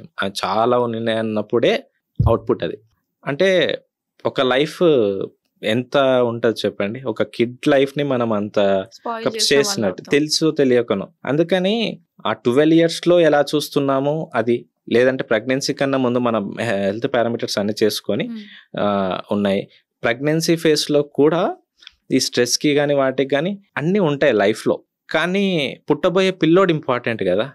కొన్ని రోజులు దాన్ని బ్లాక్ చేయడం బెస్ట్. ఏది మనశ్శాంతిని తగ్గించేస్తుందో పెంచుతుందో వాటి సైడ్ వెళ్ళడము, ఏది ఎక్కువ ఇంపాక్ట్ చేస్తే వాటికి దూరం ఉండడం. ఏమవుతుంది ఒక 6-9 months కదా, దానివల్ల ఏమైతుంది ఒక నెక్స్ట్ జనరేషన్ కదా అక్కడ పుడుతున్నది, అది చాలా ఇంపాక్ట్ చేస్తుంది అండి. సో మరి అంత స్ట్రెస్ ని ఎలా మేనేజ్ చేసుకోవాలి? ఈవెన్ ప్రెగ్నెన్సీలో అయినా సరే, ఆఫ్టర్ డెలివరీ తర్వాత కూడా చాలా స్ట్రెస్, పోస్ట్ పార్టం డిప్రెషన్ లోకి వెళ్ళిపోతారు చాలా మంది. ఎందుకంటే స్లీప్లెస్ నైట్స్ ఉంటాయి, ప్రాపర్ గా డైట్ కూడా తినరు. ఎందుకంటే మేబీ పేరెంట్స్, గ్రాండ్ పేరెంట్స్ అది తినకూడదు ఇది తినకూడదు అని రిస్ట్రిక్ట్ చేస్తుంటారు. మేబీ అదొక ఇష్యూ ఉండొచ్చు. లేదు, ఫోకస్ మొత్తం ఆ న్యూ బార్న్ బేబీ పైనే ఉంటుంది, మనని పట్టించుకోరు. అవును, ఆ డిప్రెషన్ ని, ఆ స్ట్రెస్ ని ఎలా తగ్గించుకోవాలి? అంటే ఇక్కడ మొత్తం మన ఫిజియోలాజికల్ అంటే మెంటల్ గేమే అండి ఇది. ఏమంటే మనము దేనికోసము చేస్తున్నాము అనే దాన్ని బట్టి మనం ప్రియారిటైజ్ చేయాలి. కొంతమంది వ్యక్తులు మనకు స్ట్రెస్ కి గురిస్తారు, కొన్ని సిచ్యువేషన్స్ మనని స్ట్రెస్ కి గురవుతాం మనం. సో వాటిని ఎంత వీలైతే అంత అవాయిడ్ చేస్తూ, అందుకనే మనం చూస్తే వరల్డ్ హెల్త్ ఆర్గనైజేషన్ కూడా మనం చూస్తే 4 పిల్లర్స్లలో ఈవెన్ పాజిటివ్ మెంటల్ యాటిట్యూడ్ కూడా ఇంక్లూడ్ చేయడానికి రీజన్ అది. దీనికి అంటే ఇప్పుడు ఏ రేంజ్ లో స్ట్రెస్ ఉందనేది, అందులో ఫస్ట్ 4 పిల్లర్స్ ఏమంటే ఎక్సర్సైజ్ చేయాలి, సెకండ్ వచ్చేసి మంచి నిద్ర, సౌండ్ స్లీప్ ఉండాలి, థర్డ్ వచ్చేసి పాజిటివ్ మెంటల్ యాటిట్యూడ్ ఉండాలి, ఏ విషయమైనా పాజిటివ్ గా తీసుకోవడం, మెంటల్ హెల్త్ ఇంపార్టెంట్, ఫోర్త్ వచ్చేసి ప్రాపర్ న్యూట్రిషన్. ఈ 4 పిల్లర్స్ అనేది చాలా ఇంపార్టెంట్. సో అక్కడ ఇంక్లూడ్ చేయడానికి కూడా రీజన్ ఏంటంటే మెంటల్ హెల్త్ కూడా మనకి ఇంపాక్ట్ చేస్తుంది. సో ఈ సినారియోస్లో ఉంటాయి. అందుకని మనం చూస్తే మేము చిన్నగా ఉన్నప్పుడు ఆధ్యాత్మికంగా ఏదన్నా చూస్తే మా టీవీలోనో జెమినీ టీవీలోనో ఏదన్నా చూస్తే పొద్దున పూట ఒక హాఫ్ అన్ అవర్ 1 అవర్ అట్లా దేవునికి సంబంధించి ఆధ్యాత్మిక వచ్చేవి, అవునా కదా. సో అప్పుడు ఒకటి కానీ నైట్ ఒకసారి అట్లా వస్తుండే, అప్పుడు అంత స్ట్రెస్ లేదు. కానీ ఇప్పుడు వాటిపైనే సపరేట్ ఛానల్స్ పెట్టేశారు. అంటే మనుషులకు ఆ రేంజ్ లో స్ట్రెస్ ఉంది, ఎప్పుడు ఆన్ చేసుకుని కొంచెం ప్రశాంతతనన్నా ఉండడానికి అవకాశం ఉండాలని అలా ఉన్నాయి. ఇది ప్రాక్టికల్ గా జరుగుతుంది కదా. అన్ని ఛానల్స్ ఇంతకుముందు ఉన్నాయి లేవు కదా. ఇప్పుడు స్పిరిచువల్ 24 hours రన్ అవుతుంటాయి. మన చాలా మందికి చాలా ఉన్నాయి. అవి మన స్ట్రెస్ ని తగ్గించడం కానీ, ప్రవచనాలు కానీ, పాజిటివ్ మెంటల్ యాటిట్యూడ్, కొంతమందికి గుడికి వెళ్తే మనం మంచి ఎన్విరాన్మెంట్ ఉంటుంది. సో కాబట్టి కాసేపు వెళ్ళి కూర్చొని రావడం మనకు ఎక్కువ అట్లా ఉంది. మెడిటేషన్ కానీ, డీప్ బ్రీతింగ్ ఎక్సర్సైజెస్ అలవాటు చేసుకోవడము, మంచి బుక్స్ చదవడం, పాజిటివ్ మెంటల్ యాటిట్యూడ్ బుక్స్ చాలా ఉంటాయి. సో అలాంటి బుక్స్ చదవడం అనేది. తెలుగులో ఏమైనా రికమెండ్ చేస్తారా మీరు? స్టార్ట్ విత్, చాలా మందికి అంత అలవాటు ఉండదు బుక్స్ పైన కాబట్టి ఒక చాప్టర్ ఒకటే ఉండే బుక్స్ నేను చెప్తాను. 2 అన్పోస్టెడ్ లెటర్ అని ఒక బుక్ ఉంటుంది, పోస్ట్ చేయని ఉత్తరం, and who will cry when you die అని ఒక బుక్ ఉంటుంది. ఈ బుక్స్ కున్న స్పెషాలిటీ ఏమంటే ఒక చాప్టర్ ఒకటే పేజ్ ఉంటుంది. రోజు ఒక చాప్టర్ చదివినా కూడా అవునా కదా. Let start with that. So అది చేయగలిగితే చాలా మనకి కొన్ని సిచ్యువేషన్స్ అర్థమవుతాయి, దాన్ని ఎలా రియాక్ట్ అవ్వాలి అనేది మనకు తెలుస్తుంది. కొన్ని విషయాలు మనకు తెలియకనే మనం ఓవర్గా రియాక్ట్ అవుతుంటాం. సో అక్కడ మనకి అవి హెల్ప్ చేస్తాయి. రెగ్యులర్గా మనకి ఎక్కడ ఫ్రెండ్స్ తోటి కొంతమందికి గడిపితే ఫ్రీ ఉంటుంది, అవి చూస్ చేసుకోవడం అలా. సో అట్లానే మందు అట్లాంటివి కాకుండా I mean perspective mental health కొంతమందితో స్పెండ్ చేస్తే బాగా అనిపిస్తుంది. అలాంటి వాళ్ళు అట్లా దాని మీద వర్క్ చేయాలన్నమాట. అట్లా చేస్తేనే సరిపోతుంది. ఇప్పుడు మీరు కిడ్ గురించే అన్నారు కాబట్టి వాళ్ళని కేర్ తీసుకున్నా కూడా మనని మనం కేర్ తీసుకోవడం, ఎందుకంటే అల్టిమేట్గా మీరే చూసుకోవాలి ఆ కిడ్ని. మీరు ఆరోగ్యంగా లేకపోతే జస్ట్ ఇమాజిన్ చేసుకోండి, ఒక ఇంట్లో ఉమెన్ హెల్దీగా లేదనుకోండి, సరే అది వదిలేయండి, ఒక హస్బెండ్ లేదా ఆ ఇంటి యజమాని ఎవరో మేల్ ఉన్నాడు, ఆయనకి ఆ రోజు రెగ్యులర్గా 6కో 7కో లేచే అలవాటు ఉంది, కానీ ఆ రోజు ఆయన లేవలేదు, ఒక కొంచెం జ్వరమో అట్లా ఇబ్బంది ఉండో 9 or 10కో లేసారు అనుకోండి, ఇల్లు అప్పటికి నీట్గా క్లీన్గా ఏ పనులు ఆ పనులు ఆటోమేటిక్ జరిగిపోయి ఉంటాయి. అదే ప్లేస్లో ఉమెన్ని పెట్టండి, హౌస్ వైఫ్ని కానీ ఆ ఇంట్లో కేర్ తీసుకున్న ఉమెన్ని పెట్టండి, ఏమవుతుంది? ఇల్లు అంతా పీకి పందిరేసింటారు, అవునా కదా. ఆ కిచెన్లో అవి, అవునా కదా. ఇవన్నీ అంటే తనే అన్ని దాంట్లో సాక్రిఫైస్ చేస్తుంది, కానీ యాక్చువల్గా తను ఆరోగ్యంగా ఉండడం చాలా ఇంపార్టెంట్. నిజంగా మీరు మీ ఫ్యామిలీని ప్రేమిస్తున్నారంటే ఆ ఇంట్లో ఆ ఉమెన్ ఆరోగ్యంగా ఉండాలి. ఎందుకంటే ఆ ఉమెన్ ఆరోగ్యంగా ఉంటే మీ పిల్లలు స్కూల్కి వెళ్ళేటప్పుడు ధైర్యంగా వెళ్తారు. వెళ్ళేటప్పుడు మీకే హెల్త్ బాగాలేదనుకోండి, ఆ పిల్లల మైండ్లో ఉంటుంది అది, స్కూల్లో పర్ఫామ్ చేయగలుగుతారా? మా అమ్మకి ఎలా ఉందో అలా ఉందో ఉంటుంది. హస్బెండ్ తీసుకోండి, ఆయన ఏదైనా వర్క్ వెళ్ళిండు అనుకోండి, వెళ్ళినప్పుడు మైండ్లో ఉంటుంది కదా ఎలా ఉందో, టాబ్లెట్ వేసుకుందో లేదో, అంటే అక్కడ ఆ ఎఫిషియన్సీ ఆఫ్ వర్క్ తగ్గిపోతుంది, ఆబ్వియస్గా తగ్గిపోతుంది, లోడ్ ఉంటుంది కాబట్టి మీరు ఆరోగ్యంగా ఉంటే పిల్లలు ఆరోగ్యంగా ఉంటారు, హస్బెండ్ ఆరోగ్యంగా ఉంటారు, ఇల్లంతా ఆరోగ్యంగా ఉంటుంది. అది చాలా ఇంపార్టెంట్ అనమాట. కాబట్టి మీరు నిజంగా మీ ఫ్యామిలీని ప్రేమిస్తున్నారంటే మీ హెల్త్ పైన మీరు చాలా కేర్ తీసుకోవడం అనేది చాలా ఇంపార్టెంట్. సో అది importance of women health. And ఇందాక 4 పిల్లర్స్ లో స్లీప్ గురించి మాట్లాడారు కదా, ఎన్ని అవర్స్ నిద్రపోవాలి యాక్చువల్లీ? ఒక 7 to 8 hours అనేది చెప్తాము జనరల్ గా. కాకపోతే ప్రతి ఒక్కరు అట్లా నిద్రపోలేరు, కొంతమందికి వీలు అవుతుంది. కాకపోతే మనము దాన్ని ఎలా అచీవ్ చేయొచ్చు అంటే ఒక ప్రాపర్ స్లీప్ సైకిల్ పెట్టుకోవాలి.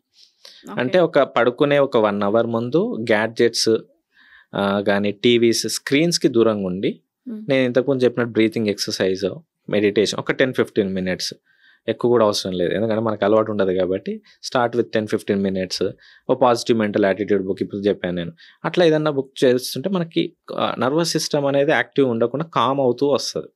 ఎప్పుడైతే మైండ్ ఫుల్ యాక్టివ్గా ఉన్నప్పుడు నిద్ర రాదు మనకి, అవునా కదా. సో ఏదన్నా మనం ఎప్పుడన్నా కామ్ మ్యూజిక్ అట్లా విన్నామంటే అట్లా కామ్ అయిపోతుంటుంది కదా. ఆ విధంగా నర్వస్ సిస్టమ్ అంతా కామ్ అయిపోతే మీరు పడుకున్న నిద్ర తొందరగా వస్తుంది. అండ్ ఆ రూమ్ కూడా ఎక్కువ డార్క్ ఉండేటట్టు చూసుకోండి, లైట్స్ ఉండకుండా. అండ్ గ్యాడ్జెట్స్ మీ పక్కన కాకుండా పక్క రూమ్లోనో లేదంటే చాలా దూరంలోనో నెట్ వైఫై కానీ బ్లూటూత్ కానీ అండ్ ఇంటర్నెట్ కానీ ఆఫ్ చేసి పడుకున్నారంటే క్వాలిటీ ఆఫ్ స్లీప్ ఇంప్రూవ్ అవుతుంది. అండ్ స్లీప్ ఇంపార్టెన్స్ కూడా మనం చూస్తే ఈరోజు నిద్రపోలేరు, నిన్న నిద్రపోలేరు అంటే ఈరోజు యాక్టివ్గా ఉంటామా?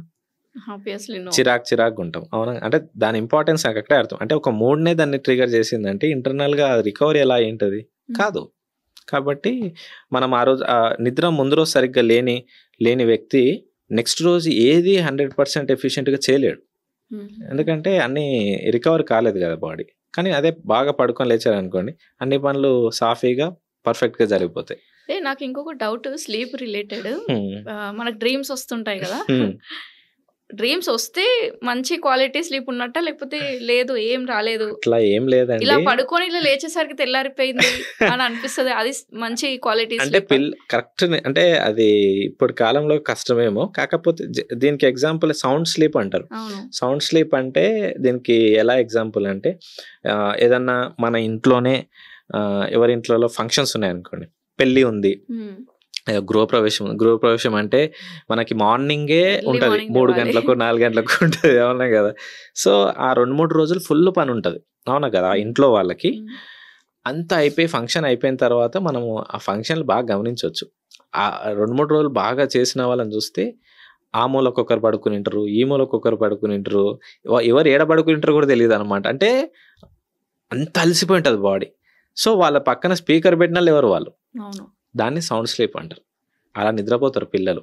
సో మనము అక్కడ మీకు రిలేటబిలిటీ ఏమి, నిద్ర బాగా రావాలంటే అందరు ప్రతి ఒక్క ఇప్పుడు ప్రజెంట్ ఉన్న జనరేషన్లో ఏం చేయాలంటే యాక్టివిటీ. మెంటల్గా అలసిపోతున్నాం మనం కానీ ఫిజికల్గా అలసిపోవట్లేదు. ఫిజికల్గా అదే మనం ఒక మార్నింగ్ ఒక 1-1.5 అవర్ జిమ్ చేశారు లేదా వర్కౌట్ చేశారు, బాగా చెమటలు వచ్చినాయి అంటే చెమటలు ఇన్ సెన్స్ బాగా యాక్టివ్ ప్రాపర్గా చేశారనుకోండి, డే కంప్లీట్ అయ్యే లోపలనే వద్దన్న నిద్ర వస్తుంది, అవునా కదా. మనం మెంటల్గా అలసిపోతున్నాం కానీ ఈ యాక్టివిటీ లేకపోవడం వల్ల స్లీప్ కూడా ఇంపాక్ట్ అవుతుంది. అందుకనే ఇంకా ఫోన్లో చూసుకుంటే నిద్ర రావట్లేదు నాకు అది ఇదని అట్లా. అంటే నైట్ నిద్ర రాకపోతే ఫోన్లు చూస్తాం కదా, చూడడం గుడ్ ఆర్ బ్యాడ్? అంతే కదా. అంటే ఐస్ కంటిన్యూగా యాక్టివ్గా ఉంటాయి. ఇంకోటి ఏమంటే రీల్స్ అంటే ఇంకా అది నెవర్ ఎండింగ్ ప్రాసెస్. ఈ ఫింగర్ ఇట్లా అంటుండే కొద్దీ వస్తూనే ఉంటాయి కదా, కాబట్టి కళ్ళు యాక్టివ్గా ఉంటాయి. కాబట్టి నెక్స్ట్ టైం రాదు ఇంకా. సో కాబట్టి ఒక 1 అవర్ ముందు స్క్రీనింగ్స్ అన్ని ఆఫ్ చేసేసి ఏమైతుంది ఇంకో గంట సేపు నెక్స్ట్ రోజు చూసుకోవచ్చు అట్లా. ఇప్పుడు బాడీలో ఏదన్నా బాడీ ఏక్ వచ్చినప్పుడు అంటే బాడీ పెయిన్స్ వచ్చినప్పుడు పారాసెటమాలో లేకపోతే డోలో 650 వేసుకుంటాం. అదే హెడ్ఏక్ అనగానే మనకు ఒక ఛాయో లేకపోతే కాఫీయో లేకపోతే మన హెడ్ఏక్ తగ్గదు. అంటే ఇవి తాగడం యాజ్ ఎ మెడిసిన్ లాగా పనిచేస్తుందా లేకపోతే అవి తీసుకోవడం కరెక్టేనా? మనకి 2 పర్స్పెక్టివ్స్ ఉంటాయి మ్యామ్ ఇక్కడ. మంచిది చెడ్డది 2 పర్స్పెక్టివ్స్ చెప్తాను నేను. టీ ఎప్పటి నుంచో అలవాటు ఉందనుకోండి, ఇప్పుడు పేరెంట్స్కి ఉంటుంది, నానమ్మ వాళ్ళకి అమ్మమ్మ వాళ్ళకి, నువ్వేం చెప్పేది నాకు, మేము ఎప్పటి నుంచో తాగుతున్నావు నీవేం, వాళ్ళు చెప్పేది కరెక్టే. వాళ్ళు చెప్పిన పర్స్పెక్టివ్ 100% ఒప్పుకోవచ్చు. ఎందుకంటే వాళ్ళకి ఎప్పటి నుంచో అలవాటు ఉన్న వాళ్ళకి ఎటువంటి ఇష్యూస్ లేవు అని అంటే that is good for them. కానీ అందుకని వాళ్ళైనా కూడా చూస్తే మనం మల్టిపుల్ టైమ్స్ తాగరు.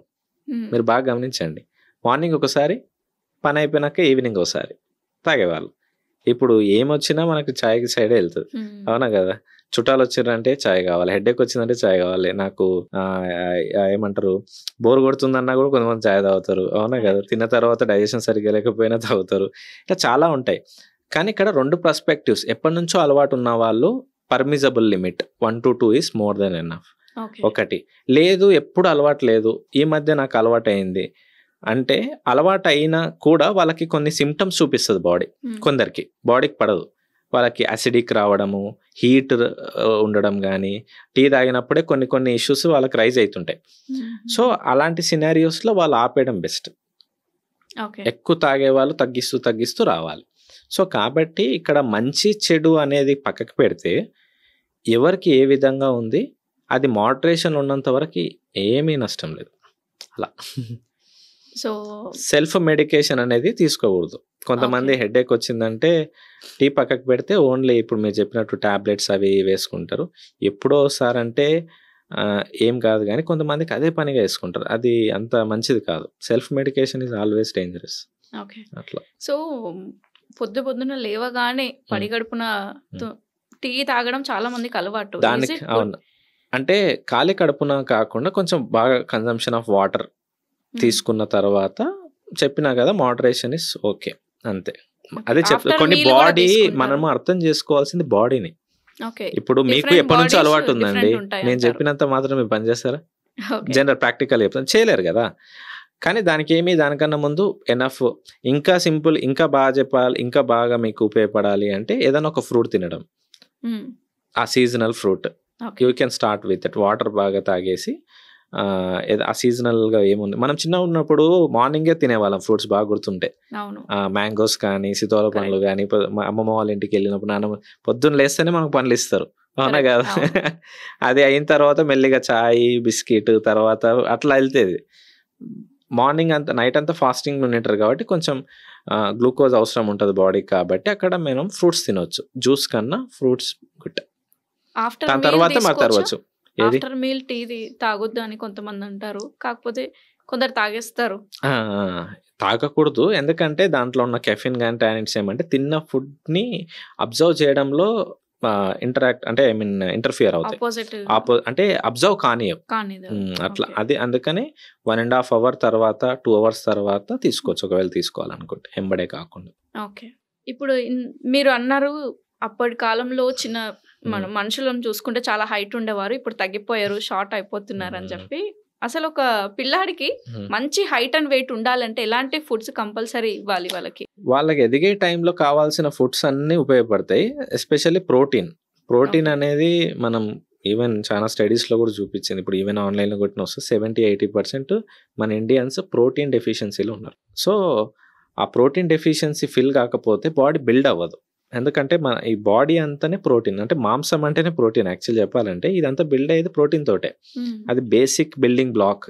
సో ప్రోటీన్ అనేది వాళ్ళకి తగ్గట్టు బ్యాలెన్స్డ్ అన్ని సోర్సెస్, ఎందుకంటే పిల్లలు యాక్టివ్గా ఉంటారు కాబట్టి ఎగ్స్ కానీ, నాన్ వెజ్ కానీ, నట్స్ కానీ, సీడ్స్ కానీ, పల్సెస్ కానీ, ఇవి ఒక బ్యాలెన్స్డ్గా అన్ని ఒకటే ప్యాటర్న్లో కాకుండా బ్యాలెన్స్డ్గా పిండి పదార్థాలు కొంత భాగము, కూరగాయలు. వాళ్ళకి పిల్లలు ఏమంటే కూరగాయలు తినరు. కూరగాయలు తినకపోతే వాళ్ళకి ఇష్టమైన అవి ఏముంటాయి అనే దాన్ని బట్టి చేయడం. యాజ్ ఏ మామ్గా ప్రతి ఒక్క చైల్డ్ అనే వాళ్ళు డిఫరెంట్, ఇదే వర్కౌట్ అవ్వదు. యాజ్ ఏ మదర్గా చాలా మంది ఏం చేయాలంటే ఆ పిల్లలకి ఏమి ఇష్టమో తెలుస్తుంది, దాన్ని ఆ టేస్టీ ప్యాటర్న్లో చేయడం నేర్చుకోవాలి. ఇలా చేయడం అనేది కాదు, ఎందుకంటే every child is different. So అక్కడ మామ్ రోల్ చాలా క్రూషియల్ ప్లే చేస్తుంది అక్కడ. ఎందుకంటే న్యూట్రిషియస్గా పెట్టడం అనేది మనకి తెలుసు, పిల్లలకు అవన్నీ అవసరం లేదు, టేస్టీగా ఉందా లేదా చూస్తారు అంతే, అవునా కదా. అదే మనం న్యూట్రిషియస్ ఫుడ్ ని టేస్టీగా చేయడం అలవాటు చేసామనుకోండి, న్యూట్రిషియస్ ఫుడ్ ఇవ్వడం పక్కకు పెడితే ఆ న్యూట్రిషియస్ ఫుడ్ ని ఆ పిల్లలకు నచ్చిన టేస్ట్ లో చేయడం ప్రయోగం చేయాలి, అక్కడ బాగా ఇంపాక్ట్ అవుతుంది. ఇది ఇలానే చేయండి అనేది కాదు, ఆ మదర్కి తెలుసు ఆ పిల్లోడికి ఏమి ఇష్టము అనే దాన్ని బట్టి మార్చుకోవాలి. అట్లా. సో సన్నగా ఉన్న పిల్లలు అన్హెల్దీ అనా?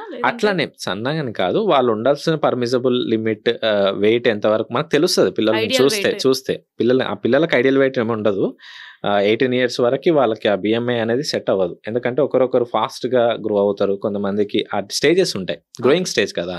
సో ఆ బాడీకి ఇస్తున్న రీసోర్సెస్ ని బట్టి వాళ్ళు పెరుగుతారు అట్లా. ఇప్పుడు ఎక్కువ వెయిట్ లో ఉన్నారా లేదా ఎలా వాళ్ళ ఫుడ్ ప్యాటర్న్స్ అండ్ ఉంటే లావుగా ఫ్యాట్ పర్సెంటేజ్ ఎక్కువ ఉంటుంది, లేదంటే లీన్గా ఉంటారు. ఈ పర్స్పెక్టివ్ చూడాలి. ఊరికే జబ్బు పడుతున్నారు, వెయిట్ ఎక్కువ అయిపోతున్నారు, ఇవి చాలా చూసుకోవాలన్నమాట. అట్లా ఇంట్లో మనం చూసుకుంటే జనరల్ గా మన పేరెంట్స్ నుంచి చాలా మంది సెలబ్రిటీస్ నుంచి refine oil, rice bran oil ఇవన్నీ ప్రమోట్ చేస్తూ ఉంటారు. ఫస్ట్ ఆఫ్ ఆల్ వాళ్ళు తీసుకుంటారా లేదో మనకు తెలీదు, బట్ మనకి అయితే బెస్ట్ అడ్వర్టైజ్మెంట్స్ ఇవన్నీ ఇస్తుంటారు. యాక్చువల్లీ రిఫైన్డ్ ఆయిల్ మంచిదేనా? What is the best oil? మీరే అంటే రిఫైన్డ్ ఆయిల్ అనేది హ్యూజ్ టెంపరేచర్స్లో కొన్ని కెమికల్స్, బ్లీచింగ్స్ అవన్నీ వేసిన తర్వాతనే ఫైనల్ అవుట్పుట్ వస్తుంది. అది నో మోర్ ఫుడ్ యాక్చువల్ చెప్పాలంటే. కానీ రిఫైన్డ్ ఆయిల్స్ లేకపోతే మనము పూరీలు కానీ బజ్జీలు కానీ చేసుకోవడానికి రాదు మామూలుగా చెప్పాలంటే. సో మీ దగ్గర ఆల్రెడీ రిఫైన్డ్ ఆయిల్ ఉందంటే దాన్ని పక్కకు పెట్టి దాన్ని అప్పుడప్పుడు బజ్జీలు చేసుకోవడానికో పూరీలకో మనము డీప్ ఫ్రైడ్ ఐటమ్స్ ఉంటాయి కదా హోమ్లో ఇంట్లో చేసుకుని వాటికి ఉపయోగించుకోవచ్చు కొంత క్వాంటిటీలో. కానీ రెగ్యులర్గా వాడే ప్యాటర్న్లో గానుగ నూనె అనేది బెస్ట్. మీరు ఏదన్నా వాడండి, పల్లి కానీ నువ్వులు కానీ కోల్డ్ ప్రెస్డ్ ఆయిల్స్, ఎందుకంటే అది హీట్కి గురవవు. మిషన్స్లో కాకుండా వుడ్తో చేస్తారు. అవి చాలా టెంపరేచర్స్ ఉండవు కానీ ఎక్కువ ఆల్ట్రా ప్రాసెస్డ్ కావు. రిఫైన్డ్ ఏమంటే కంప్లీట్ ఆల్ట్రా ప్రాసెస్డ్. సో అది ప్రాబ్లం అనమాట. దానివల్ల ఏమైపోతుంది అంటే అది ఫుడ్డే కాదు యాక్చువల్ చెప్పాలంటే. రిఫైన్డ్ ఆయిల్ అనేది ఫుడ్ కింద కన్సిడర్ చేయము, ఎందుకంటే దాంట్లో ఆ ట్రాన్స్పరెన్సీ జీరో న్యూట్రియన్స్ ఫ్యాట్స్ గా అంత క్లియర్ గా కనపడడానికి దాంట్లో బ్లీచింగ్స్ కానీ కెమికల్స్ కానీ ఆ స్మెల్ రాకుండా ఉండడానికి చాలా డియోడ్రైజర్స్ కానీ అన్ని యాడ్ చేసిన తర్వాత వస్తుంది. అది అంతే. మనం ఒక సీడ్స్ ఉన్నాయి అనుకోండి, దాన్ని హ్యూజ్ టెంపరేచర్స్ లో హీట్ చేస్తారు. చేసినప్పుడు ఏమైతే దాంట్లో ఉన్న న్యూట్రియన్స్ అన్ని పోతాయి. ఓకే, దాని నుంచి కొన్ని కెమికల్స్ యాడ్ చేసిన తర్వాత ఆయిల్ ఎక్స్ట్రాక్ట్ అవుతుంది. ఎక్స్ట్రాక్ట్ అయిన తర్వాత అది విపరీతమైన బ్యాడ్ స్మెల్ వస్తుంది. ఓకే, దాంట్లో డియోడ్రైజర్స్ యాడ్ చేస్తారు ఆ స్మెల్ పోవడానికి. అండ్ అది డార్క్ బ్లాక్ అయిపోయి ఉంటుంది, ఇండైరెక్ట్లీ కెమికల్స్ బ్లాక్ అయిపోయి ఉంటుంది. దాన్ని ట్రాన్స్పరెంట్ చేయడానికి ఇంకో కెమికల్ యాడ్ చేస్తారు. ఓకే, అది చేసినప్పుడు అప్పుడు అది ఈ కలర్ లో వస్తుంది. ఇంత మీరు you can search in YouTube, అంటే రిఫైన్డ్ ఆయిల్స్ ఎట్లా తయారవుతుందో చూస్తే మన దాని జోలికి వెళ్ళరు అట్లా. సో ఎందుకంటే middle class below middle class వాళ్ళందరూ కూడా రిఫైన్డ్ ఆయిలే మనకు తెలుసు. అవును, మనకి చిన్న ఉన్నప్పటి నుంచి అయినా అదే వాడింది, మనకు తెలియదు కదా. సో ఇప్పుడు అంటారు మీరు కోల్డ్ ప్రెస్డ్ ఆయిల్, అది మనం ఉన్న రిఫైన్డ్ ఆయిల్ ఇంట్లో పెట్టుకొని గానుగ నూనె తెప్పించుకొని రెగ్యులర్ గా వాడే దాంట్లో వాడుకోవచ్చు.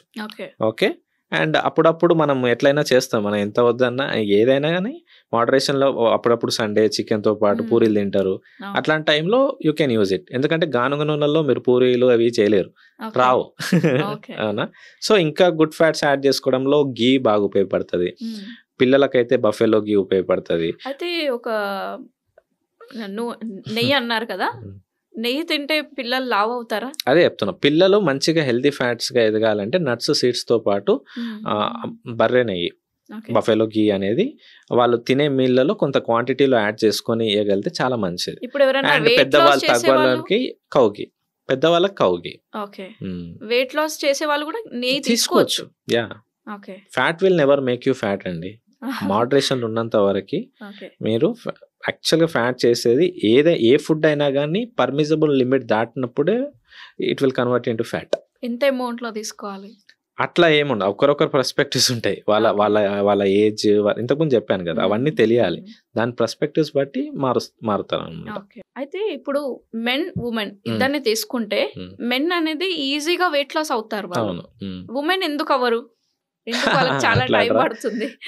ఇక్కడ మెన్ కి లైఫ్ లో స్టేజెస్ ఉండవు. ఓకే, కానీ ఉమెన్ కి ఏమంటే చైల్డ్హుడ్ నుంచి చూస్తే టీనేజర్స్, అడాలసెన్స్, ప్రెగ్నెన్సీ స్టేజ్ ఉంటుంది, పోస్ట్ ప్రెగ్నెన్సీ స్టేజ్ ఉంటుంది, దాని తర్వాత menopausal, pre menopausal stage, menopausal stage, ఇన్ని స్టేజెస్ ఉంటాయి. సో ఒక్కొక్క స్టేజ్ లో బాడీ రిక్వైర్మెంట్స్ ని బట్టి రీప్రొడక్టివ్ సిస్టమ్ డెవలప్ అవుతూ వస్తుంది. ఓకే, సో ప్యూబర్టీ హిట్ అయిన తర్వాత బాడీలో ఫిజికలాజికల్ చేంజెస్ జరుగుతాయి. ఓకే, బాడీ డెవలప్మెంట్లో. సో ఒకసారి వాళ్ళు మ్యారేజ్, ఆ ప్రెగ్నెన్సీ స్టేజ్కి వచ్చినప్పుడు బాడీ ఆటోమేటికల్గా ఫ్యాట్ పర్సంటేజ్ ఇంక్రీజ్ చేస్తూ వస్తుంది, ఎందుకంటే ఆ రిక్వైర్మెంట్ ఉంటుంది. సో దానివల్ల బాడీ హార్మోనల్ చేంజెస్ బాడీని రిక్వైర్మెంట్స్ తగ్గట్టు మారుతూ వస్తుంటుంది, కాబట్టి ఆబ్వియస్గా ఫ్యాట్ పర్సంటేజ్ పెరుగుతుంది. సో అక్కడ మనం చేయాల్సింది ఏంటంటే మోడరేషన్లో న్యూట్రిషియస్గా తింటూ మంచి నిద్రపోతూ వర్కౌట్స్ యాడ్ చేసుకోగలిగితే ఏమవుతుందంటే ఆ లిమిట్ దాటదు. ప్రెగ్నెన్సీ, పోస్ట్ ప్రెగ్నెన్సీ తర్వాత తొందరగా వాళ్ళ లైఫ్ స్టైల్ చేంజెస్కి వర్కౌట్ కానీ మంచి ఫుడ్ తినేదాని మీద తొందరగా కన్వర్ట్ అవ్వరు. దానివల్లనే మనము ప్రెగ్నెన్సీలో థైరాయిడ్స్ అట్లా వచ్చినాయి అనుకోండి, ఆ చేంజెస్ వీళ్ళు చేసుకోరు కాబట్టి అట్లనే ఉంటారు కాబట్టి థైరాయిడ్ అలానే క్యారీ ఫార్వర్డ్ అవుతుంది. ఎందుకంటే ప్రెగ్నెన్సీ ఫేస్లో థైరాయిడ్ ఎక్కువ వర్క్ చేస్తుంది. ఎందుకంటే ఒకరు కాదు కదా, ఇద్దరు కదా.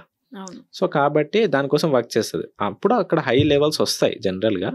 సో అయిపోయిన తర్వాత వాళ్ళు ఒక నార్మల్ లైఫ్, మంచి లైఫ్ స్టైల్ని మళ్ళీ తొందరగా అడాప్ట్ చేసుకోగలిగితే ఆటోమేటికల్గా అన్ని హార్మోన్స్ మళ్ళీ అలైన్మెంట్లోకి వెళ్తాయి. కానీ మెజారిటీ ఆఫ్ పీపుల్ అలా చేయరు.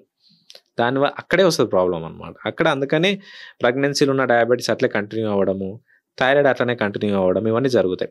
సో ఇన్ని ఆ స్టేజెస్లలో బాడీ రిక్వైర్మెంట్స్ బట్టి మారుతూ ఉంటుంది కాబట్టి కంపేర్ టు మెన్, ఉమెన్కి న్యూట్రిషన్ నీడ్స్ ఎక్కువ ఉంటాయి.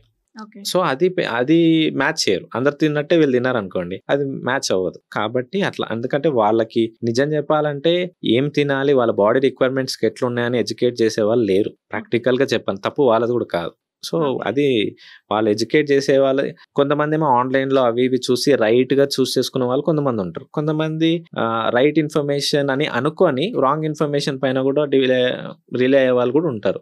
సో మనకి ఏది అనేది రైట్ అనేది మనం తెలుసుకోగలగాలి, అది ఇంపార్టెంట్. ఎందుకంటే ఇక్కడ మనము ఎవరని కాదు, మనం ఎడ్యుకేట్ కాకపోతే ఇది ఇంపార్టెంట్ కదా. హెల్త్ అనేది ఇంపార్టెంట్. దాని మీద మనం కొంచెం ఎడ్యుకేట్ అవ్వగలిగితేనే, మనం ఎడ్యుకేట్ అవుతూనే ఎవరు మంచి కరెక్ట్ చెప్తున్నారు, ఎవరు రాంగ్ చెప్తున్నారు మనకు అర్థమవుతుంది. లేదంటే అన్ని దాంట్లకి మనం యాక్సెప్ట్ చేస్తాం. అవునా కదా. మీరు అన్న పాయింట్ ఆలోచిస్తే కొన్ని మీమ్స్ లాగా కూడా వాళ్ళు చేస్తున్నారు కొన్ని థింగ్స్. ఎట్లా అంటే కొందరు బ్రెడ్ తినమంటారు, వైట్ బ్రెడ్ తినొద్దు, బ్రౌన్ బ్రెడ్ తినమని.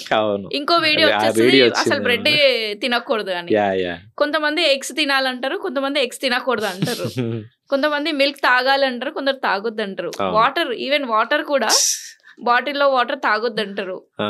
ఇంకా మరి దేన్ని రైట్ గా తీసుకోవాలి, అసలు ఎలా మనం డిఫరెన్షియేట్ చేయాలి? వాటితోటి ఏం సంబంధం లేకుండా మనము మన బాడీని అర్థం చేసుకొని మనని మనం ఎడ్యుకేట్ చేసుకోవడమే ఫ్రమ్ రైట్ సోర్సెస్. ప్రొఫెషనల్స్ ద్వారా, డాక్టర్స్ ద్వారా, అన్ని ఏరియాస్లో ప్రతి ఒక్కరూ ఎడ్యుకేట్ చేసే దాంట్లో ఉన్నారు. ఏది కరెక్ట్, ఎంతవరకు ఉందని మనం ఎడ్యుకేట్ అవ్వాలి. ఇప్పుడు ఎగ్జాంపుల్ చెప్తున్నా, ఒక ఇంట్లో కిడ్ ఉన్నాడు, ఆ కిడ్ గురించి ఎక్కువ మదర్కే తెలుస్తుంది. ఎట్లా అడాప్టబిలిటీలో ఒకటొకటి నేర్చుకుంటారు. అవునా కదా. ఇప్పుడు ఆ కిడ్కి ఏదన్నా ఇష్టంగా తిన్నారు, ఎవరన్నా చుట్టాలింటికి వెళ్ళినప్పుడు ఏదైనా పెట్టారు, వాడు ఇష్టంగా తినడం బాగా గమనించి అరే వీడికి ఇది ఇష్టం అని ఇంటికి వచ్చి మనం అది మనకు రాకపోయినా నేర్చుకొని చేస్తారా లేదా? ఎందుకు? బాబు కోసం, వాడు అంత ఇష్టంగా తిన్నాడంటే వీడికి ఇష్టం కదా అని చేస్తారు. సేమ్ అదే విధంగా హెల్త్ పర్స్పెక్టివ్లో కూడా కొన్ని మనల్ని మనము, ఎందుకంటే మనం ఎడ్యుకేట్ కానంత వరకు అవతల వాళ్ళు ఏది చెప్పినా మనకి ఎస్ అంటాము, అది అనుకుంటాం అంతే. సో ఏది చూసినా అది కరెక్ట్ అనుకోకుండా ముందు మనం తెలుసుకోవాలి ఏది రైట్ ఏది రాంగ్ అనేది. ఎందుకంటే సోర్సెస్ చాలా ఉన్నాయి ఇంటర్నెట్లో, కాబట్టి రైట్ రీసోర్సెస్ నుంచి మనం నేర్చుకోవచ్చు. సో ఒక మా మదర్ ఎగ్జాంపుల్ తీసుకుంటే తనకి షుగర్ లేదు ప్లస్ బీపీ లేదు, ఓకే. బట్ తనకి ఏమైందంటే కొంచెం ఓవర్ వెయిట్ వల్ల 15 kgs ఎక్సెస్ ఉంది తను. సో తన నీస్ ఏవైతే ఉంటాయో ఆ బోన్ మధ్యలో గ్యాప్ తగ్గి తన మధ్య టిష్యూ ఉంటుంది కదా, తను కొంచెం టియర్ అయింది. అది టియర్ అయ్యి చాలా పెయిన్ఫుల్ అవుతుంది, నడవడానికి రావట్లేదు. 15 kgs ఓవర్ వెయిట్ ఉంది, ప్లస్ నీస్ ఏమో సపోర్ట్ చేయట్లేదు. సో అలాంటి వాళ్ళకి ఎక్సర్సైజ్ చేయడం అసలు పాసిబుల్ కాదు, వాకింగ్ చేయడానికి కూడా రావట్లేదు. సో ఇంట్లో పనులే చిన్న చిన్నగా చేసుకుంటూ ఉంటుంది. మరి అలాంటి పర్సన్కి ఓన్లీ డైట్ ద్వారానే, రైట్ న్యూట్రిషన్ ద్వారానే వెయిట్ లాస్ అవుతారా? అవ్వచ్చు. ఎందుకంటే ఇప్పుడు అక్కడ వాళ్ళకి వర్కౌట్ చేసే పాసిబిలిటీ లేదు. ఎందుకంటే మనం మొత్తం హెల్త్ పర్స్పెక్టివ్లో తీసుకుంటే, ఈవెన్ మనము జిమ్కి వెళ్ళిన ట్రైనర్స్ చెప్తారు, ఫిట్నెస్ ట్రైనర్స్ ఏం చెప్తారు, వాళ్ళైనా చెప్పేది వర్కౌట్ రోల్ 20%, ఫుడ్ పైన ఫుడ్ 70% ఉంటుంది, 10% మంచి నిద్ర. ఈ 70% మనం కేర్ తీసుకోగలిగితే ఆ 20% వర్కౌట్ బెనిఫిట్ చేస్తుంది, నిద్ర బెనిఫిట్ చేస్తుంది. సో ఇప్పుడు మీ మదర్ పర్స్పెక్టివ్, చాలా మంది అలా ఉంటారు, ఇప్పుడు వర్కౌట్ చేయలేరు, వాళ్ళు చేయాలనుకున్నా చేయలేరు. అలాంటప్పుడు వాళ్ళలో చేంజెస్ చేయాల్సింది ఏమంటే కన్సిస్టెంట్గా గ్లూకోజ్ లెవెల్స్, ఇన్సులిన్ లెవెల్స్ కన్సిస్టెంట్గా నార్మల్గా వచ్చేటట్టు మనం చేయగలిగితే ఆటోమేటికల్గా వాళ్ళు స్లోగా ఫ్యాట్ కాస్త ఎనర్జీకి కన్వర్ట్ అవుతూ ఫ్యాట్ లాస్ అవ్వడం స్టార్ట్ అవుతారు. వితౌట్ లూజింగ్ మజిల్ ఉన్న మజిల్ అలానే ఉండాలి, దానికి కావాల్సింది ఇవ్వాలి. తగ్గాలిగా దాన్ని తక్కువ తిన్నారనుకోండి మజిల్, ఎందుకంటే బాడీ అంతా నిలబడేది మజిల్ తోటే, అవునా కదా. ఇప్పుడు మీరు వెయిట్ తగ్గమన్నారంటే మెయిన్ ఉద్దేశం ఏంటంటే ఫ్యాట్ తగ్గమని, మజిల్ పోగొట్టుకోమని కాదు. ఓకే. సో మజిల్ స్ట్రెంగ్త్ ఉంటూనే ఫ్యాట్ మాత్రమే తగ్గాలి. దానికి ఒక రైట్ అప్రోచ్, వాళ్ళ మెడికల్ రిపోర్ట్స్ ఎక్కడెక్కడ ఉన్నాయి, వాళ్ళ హ్యాబిట్స్ ఎలా ఉన్నాయి, నిద్ర ఎలా ఉంది, స్ట్రెస్ కానీ ఎప్పటి నుంచి వెయిట్ పెరగడం స్టార్ట్ అయ్యారు, అండ్ వాళ్ళకుండే అలవాట్లు, ఇవన్నీ చూస్తాం. వాళ్ళు మెడికేషన్స్ వాడుతున్నారా, ఆ పర్స్పెక్టివ్స్ అన్ని తీసుకొని దానికి తగ్గట్టు మనం చేయాలి, అంతే కదా. Okay. ఓవరాల్ మీరు ఒక పర్స్పెక్టివ్ చెప్పారు, ఇప్పుడు నేను చెప్పిన అన్ని డీటెయిల్స్ ఉన్నాయనుకోండి, ఇంకా ఎఫిషియెంట్గా మనము ఆ పర్సనలైజ్డ్గా కస్టమైజబుల్గా చేయొచ్చు అనమాట. అక్కడనే మనం హెల్ప్ చేస్తాం అట్లా. రైట్. ఇప్పుడు తను వెయిట్ లాస్ అవ్వాలి కాబట్టి కార్బ్స్ తీసుకోవడం మంచిదా, లేకపోతే ఇక్కడ బ్యాలెన్స్ అండి. నేను అదే చెప్తాను, ఇంతకుముందు రిపోర్ట్స్ అన్ని తెలిస్తే రిపోర్ట్స్ ని బట్టి మనం తెలుస్తుంది అనమాట. Okay. సో తినకూడదని ఏ ఫుడ్స్ అయినా అన్నీ తినేవే, మనం తినేవే, కానీ మనం పెట్టుకున్న గోల్కి అది ముందుకు తీసుకెళ్తుందా, వెనక్కి తీసుకెళ్తుందా, న్యూట్రల్లో పెడుతుందా అనేది డిఫైన్ చేయడం. There are no good foods, bad foods, ఇది ఇంపార్టెంట్. రైట్. అట్లా. సో ఇప్పుడు చూసుకుంటే టీనేజ్ పిల్లలు ఎవరైతే మెన్స్ట్రువల్ సైకిల్ స్టార్ట్ అవుతుందో, స్టార్ట్ కాకముందు నుంచే పింపుల్స్ రావడం, అవును, మూడ్ స్వింగ్స్ రావడం, చాలా ఇరిటేటెడ్ గా ఉండడం, సెన్సిటివిటీ ఎక్కువ అయిపోవడం, ఇవన్నీ ఎందుకు జరుగుతాయి అంటారు? ఇవన్నీ హార్మోనల్ ఇన్బ్యాలెన్సెస్. ఈ మధ్య కాలంలో మనం చూస్తే మెయిన్ గా PCOS, PCOD అని వింటాం, పాలిసిస్టిక్ ఓరియన్ సిండ్రోమ్ అంటారు. ఈ సిండ్రోమ్ అంటే మల్టిపుల్ సిమ్టమ్స్ ఉంటాయి వీళ్ళకి. అంటే యాక్నీ రావడము, జుట్టు ఊడిపోవడము, వెయిట్ పెరిగిపోవడము, ఇరెగ్యులర్ పీరియడ్స్ రావడము, ఇట్లా మల్టిపుల్ సిమ్టమ్స్ ఉన్నదాన్ని సిండ్రోమ్ అంటారు. డిజీజ్ అంటే ఒకటే అనమాట ఇంకా. సో ఈ PCOS సిమ్టమ్స్ ఇవి ఎక్కువ అయిపోయినాయి. దానికి సింపుల్ గా బ్యాక్ వెళ్తే వాళ్ళు ఉండాల్సిన బరువు కన్నా ఎక్కువ ఉండడము ఒకటి, లేదంటే రోజు వాళ్ళు తినే ఫుడ్స్లలో న్యూట్రిషియస్ గా బ్యాలెన్స్డ్ గా తినకపోవడము, తిన్న ఫుడ్ ని ఖర్చు పెట్టి యాక్టివిటీ లేకపోవడం, మంచి నిద్ర లేకపోవడం, ఎక్కువ స్ట్రెస్ తీసుకుంటున్నారు. ఇప్పుడు ఆ ఏజ్ లో ఉండే వాళ్ళు చేసేది కెరీర్ పైన ఎక్కువ ఫోకస్ చేస్తారు. ఇప్పుడు మనకి నచ్చిన కెరీర్ మనము కావాలి అనుకుంటే హెల్త్ ని త్యాగం చేయాల్సిన అవసరం లేదు, అవునా కదా. హెల్త్ ని త్యాగం చేశారనుకోండి, మీకు మంచి ఆపర్చునిటీ వచ్చింది, మీరు అనుకున్న జాబ్ వచ్చింది, చేయాలి, మీ హెల్త్ మీకు సహకరిస్తలేదు అనుకోండి, ఏం చేసుకుంటారు జాబ్ కదా. సో కాబట్టి మనం అనుకున్న ఆ టీనేజ్లో ఉండే వాళ్ళ చాలామంది ఉమెన్కి ఉండే డ్రీమ్స్ ఉంటాయి, జాబ్ కానీ బిజినెస్ ఏదైనా కానీ, అది నెరవేరాలి అని అంటే మీ బాడీ మీకు సహకరించాలంటే ఏమి, దానికి కావాల్సిన ఫుడ్ అండ్ న్యూట్రిషన్ అనేది దానికి ఇవ్వాలి. ఇస్తే మీరు ఆ పనిని ఇంకా ఎఫెక్టివ్గా, ఇంకా ఎఫిషియెంట్గా, ఇంకా సక్సెస్ఫుల్గా చేయొచ్చు కదా. అది ఇంపార్టెంట్ అన్నమాట. అది లేకపోతే ఏమైపోతుంది అంటే, చాలా మంది ఇప్పుడు హాస్టల్స్లో ఉండి హోమ్ ఫుడ్స్ ఉండవు, ప్రాక్టికల్ ప్రాబ్లమ్స్ ఇవి. వాళ్ళది కూడా ఏమనేకి లేదు. కాకపోతే మనం చేయాల్సింది ఏమంటే ఎలా తినాలి, ఉన్న వాటిలో బెస్ట్ ఎట్లా పిక్ చేసుకోవాలో తెలియాలి మనం కెరీర్లో ముందుకు వెళ్ళాలంటే. ఎందుకంటే నాకు హోమ్ ఫుడ్డే కావాలి అంటే కెరీర్ ఇక్కడ ఉండేది అవ్వదు. కానీ ఉన్న దాంట్లలో వర్స్ట్లో బెస్ట్ పిక్ చేసుకోవడం కూడా తెలిస్తే మనకి ఎక్కడైనా మనము ఆరోగ్యకరంగా తినే అవకాశం ఉంటుంది. అట్లా ఈ మధ్య కాలంలో చాలా మంది అమ్మాయిలు తొందరగానే ఎర్లీ ప్యూబర్టీ వచ్చేస్తుంది. దానికి ఇంతకుముందు చెప్పినట్టు చాలా ఫ్యాక్టర్స్ ఉంటాయి. ఎస్పెషల్లీ ఇప్పుడు చిన్న పిల్లలకి అలాంటి స్ట్రెస్ ఏముంటుంది వాళ్ళకని? Consumption of foods madam, consumption of foods అలా ఉన్నాయి ఇప్పుడు. అంటే ఎక్కువ జంక్ తినేసేయడము, ట్రాన్స్ ఫ్యాట్స్ ఉన్నాయి ఫుడ్స్, హైడ్రోజనేటెడ్ ఆయిల్లో ఉండేటి, వెజిటేబుల్ ఆయిల్స్లో ఉండే, ఓన్లీ ఇవి మాత్రమే తినడము. అండ్ ఏమంటారు కొంతమందికి, దానివల్ల ఏమైపోతుంది అని అంటే బాడీకి ఎనఫ్ ప్రోటీన్ రాదు, వైటమిన్స్ రావు, మినరల్స్ రావు. రాకపోతే ఏమవుతుంది, హార్మోన్స్ సరిగ్గా డెవలప్ అవ్వవు, ఇంబ్యాలెన్స్ ఉంటుంది, అది కన్సిస్టెంట్గా ఉంటుంది. దానివల్ల ఏమవుతుందంటే ఆ అమ్మాయి వాళ్ళ బాడీ కూడా ఆ మెచ్యూరిటీకి డెవలప్ రెడీ కాకముందే మెచ్యూర్ అయిపోతారు. అట్లాంటి పరిస్థితి ఇప్పుడు వాళ్ళకి. ఆ మెచ్యూరిటీ అంటే తెలియదు, ఆ బాడీ అలా డెవలప్ కాలేక ముందే మెచ్యూర్ అయిపోయి ఉంటారు. సో దానికి ఇప్పుడు ఆ ఎంటైర్ 10-12 years అనేది చాలా క్రూషియల్. నేను ఇంతకుముందు చెప్పడానికి రీజన్ అదే. ఆ 10-12 years అనేది చాలా క్రూషియల్ అనమాట. సో వాళ్ళ చిన్నప్పటి నుంచి 12 సంవత్సరాల వరకు వాళ్ళు ప్రాపర్గా వాళ్ళకి ఫుడ్ అండ్ న్యూట్రిషన్ కానీ, మనం వాళ్ళకి ఆ విధంగా హ్యాబిట్స్ కానీ అన్ని ఏరియాస్లో ఎడ్యుకేట్ చేయగలిగితే, ఎందుకంటే వాళ్ళు చూసేది పేరెంట్స్ని చూస్తారు, ఎవరు ఏం పక్కన ఉండరు కదా. మనకే అలవాట్లు లేవనుకోండి, వాళ్ళు ఎలా, అవునా కదా. మనకే అన్హెల్దీ హ్యాబిట్స్ ఉన్నాయి అంటే వాళ్ళు అవే నేర్చుకుంటారు కరెక్ట్. అంతే, వాళ్ళు చెప్తే వినరు. పిల్లలు ఇమిటేటర్స్ అనమాట, వెరీ గుడ్ ఇమిటేటర్స్. మన పేరెంట్స్ ఏం చేస్తారో డిట్టు దింపేస్తారు. అది మంచా చెడా అనేది వాళ్ళకి తెలియదు. కాబట్టి మనం అందుకనే వాళ్ళని మార్చడం పక్కకు పెట్టేసి మనం బ్యాలెన్స్డ్గా న్యూట్రిషియస్గా తింటున్నామా, అట్లా 2-3 రోజులు 4-5 రోజులు అయింది అని అంటే పాప కూడా ఇట్లా తినాలేమో అని ఆమె కూడా అలవాటు చేసుకుంటాం. మీరు చెప్పాల్సిన అవసరం లేదు. యూ కెన్ మనం చేస్తుంటే వాళ్ళు ఎడ్యుకేట్ అవుతారు అట్లా. కరెక్ట్. ఇప్పుడు మార్కెట్లో చూసుకుంటే చాలా రకాల మిల్క్ కల్తీ వస్తున్నాయి కదా, మేబీ అది కూడా ఏదైనా హార్మోనల్ చేంజెస్ తీసుకొస్తుందా మనకి? అంటే ఓవరాల్ పర్స్పెక్టివ్ చాలా ఉన్నాయి. I don't want to go into this controversial things. కాకపోతే ఏమంటే వాళ్ళకి అప్పటి వరకు ఇప్పుడు చాలా మందికి ఇంటికి పాలు మన దగ్గర ఉన్న ఊర్లో నుంచి రైతుల నుంచి వస్తుంటాయి. ఈవెన్ వాటికి కూడా యానిమల్స్ కి కూడా హార్మోనల్ ఇంజెక్షన్స్ ఇచ్చి ఎక్కువ మిల్క్ రావాలి, ప్రొడ్యూస్ అవ్వాలని చెప్పి వాటికి కూడా ఇస్తున్నారు. దాన్ని ఏం చేయలేం మేడం, ఎందుకంటే పాపులేషన్ అలా ఉంది. డిమాండ్ అండ్ సప్లై ఎక్కువ రిక్వైర్మెంట్ తీసుకునే వాళ్ళు ఉన్నప్పుడు ఆల్టర్నేటివ్స్ అంటే తీసుకోకూడదు అంతే.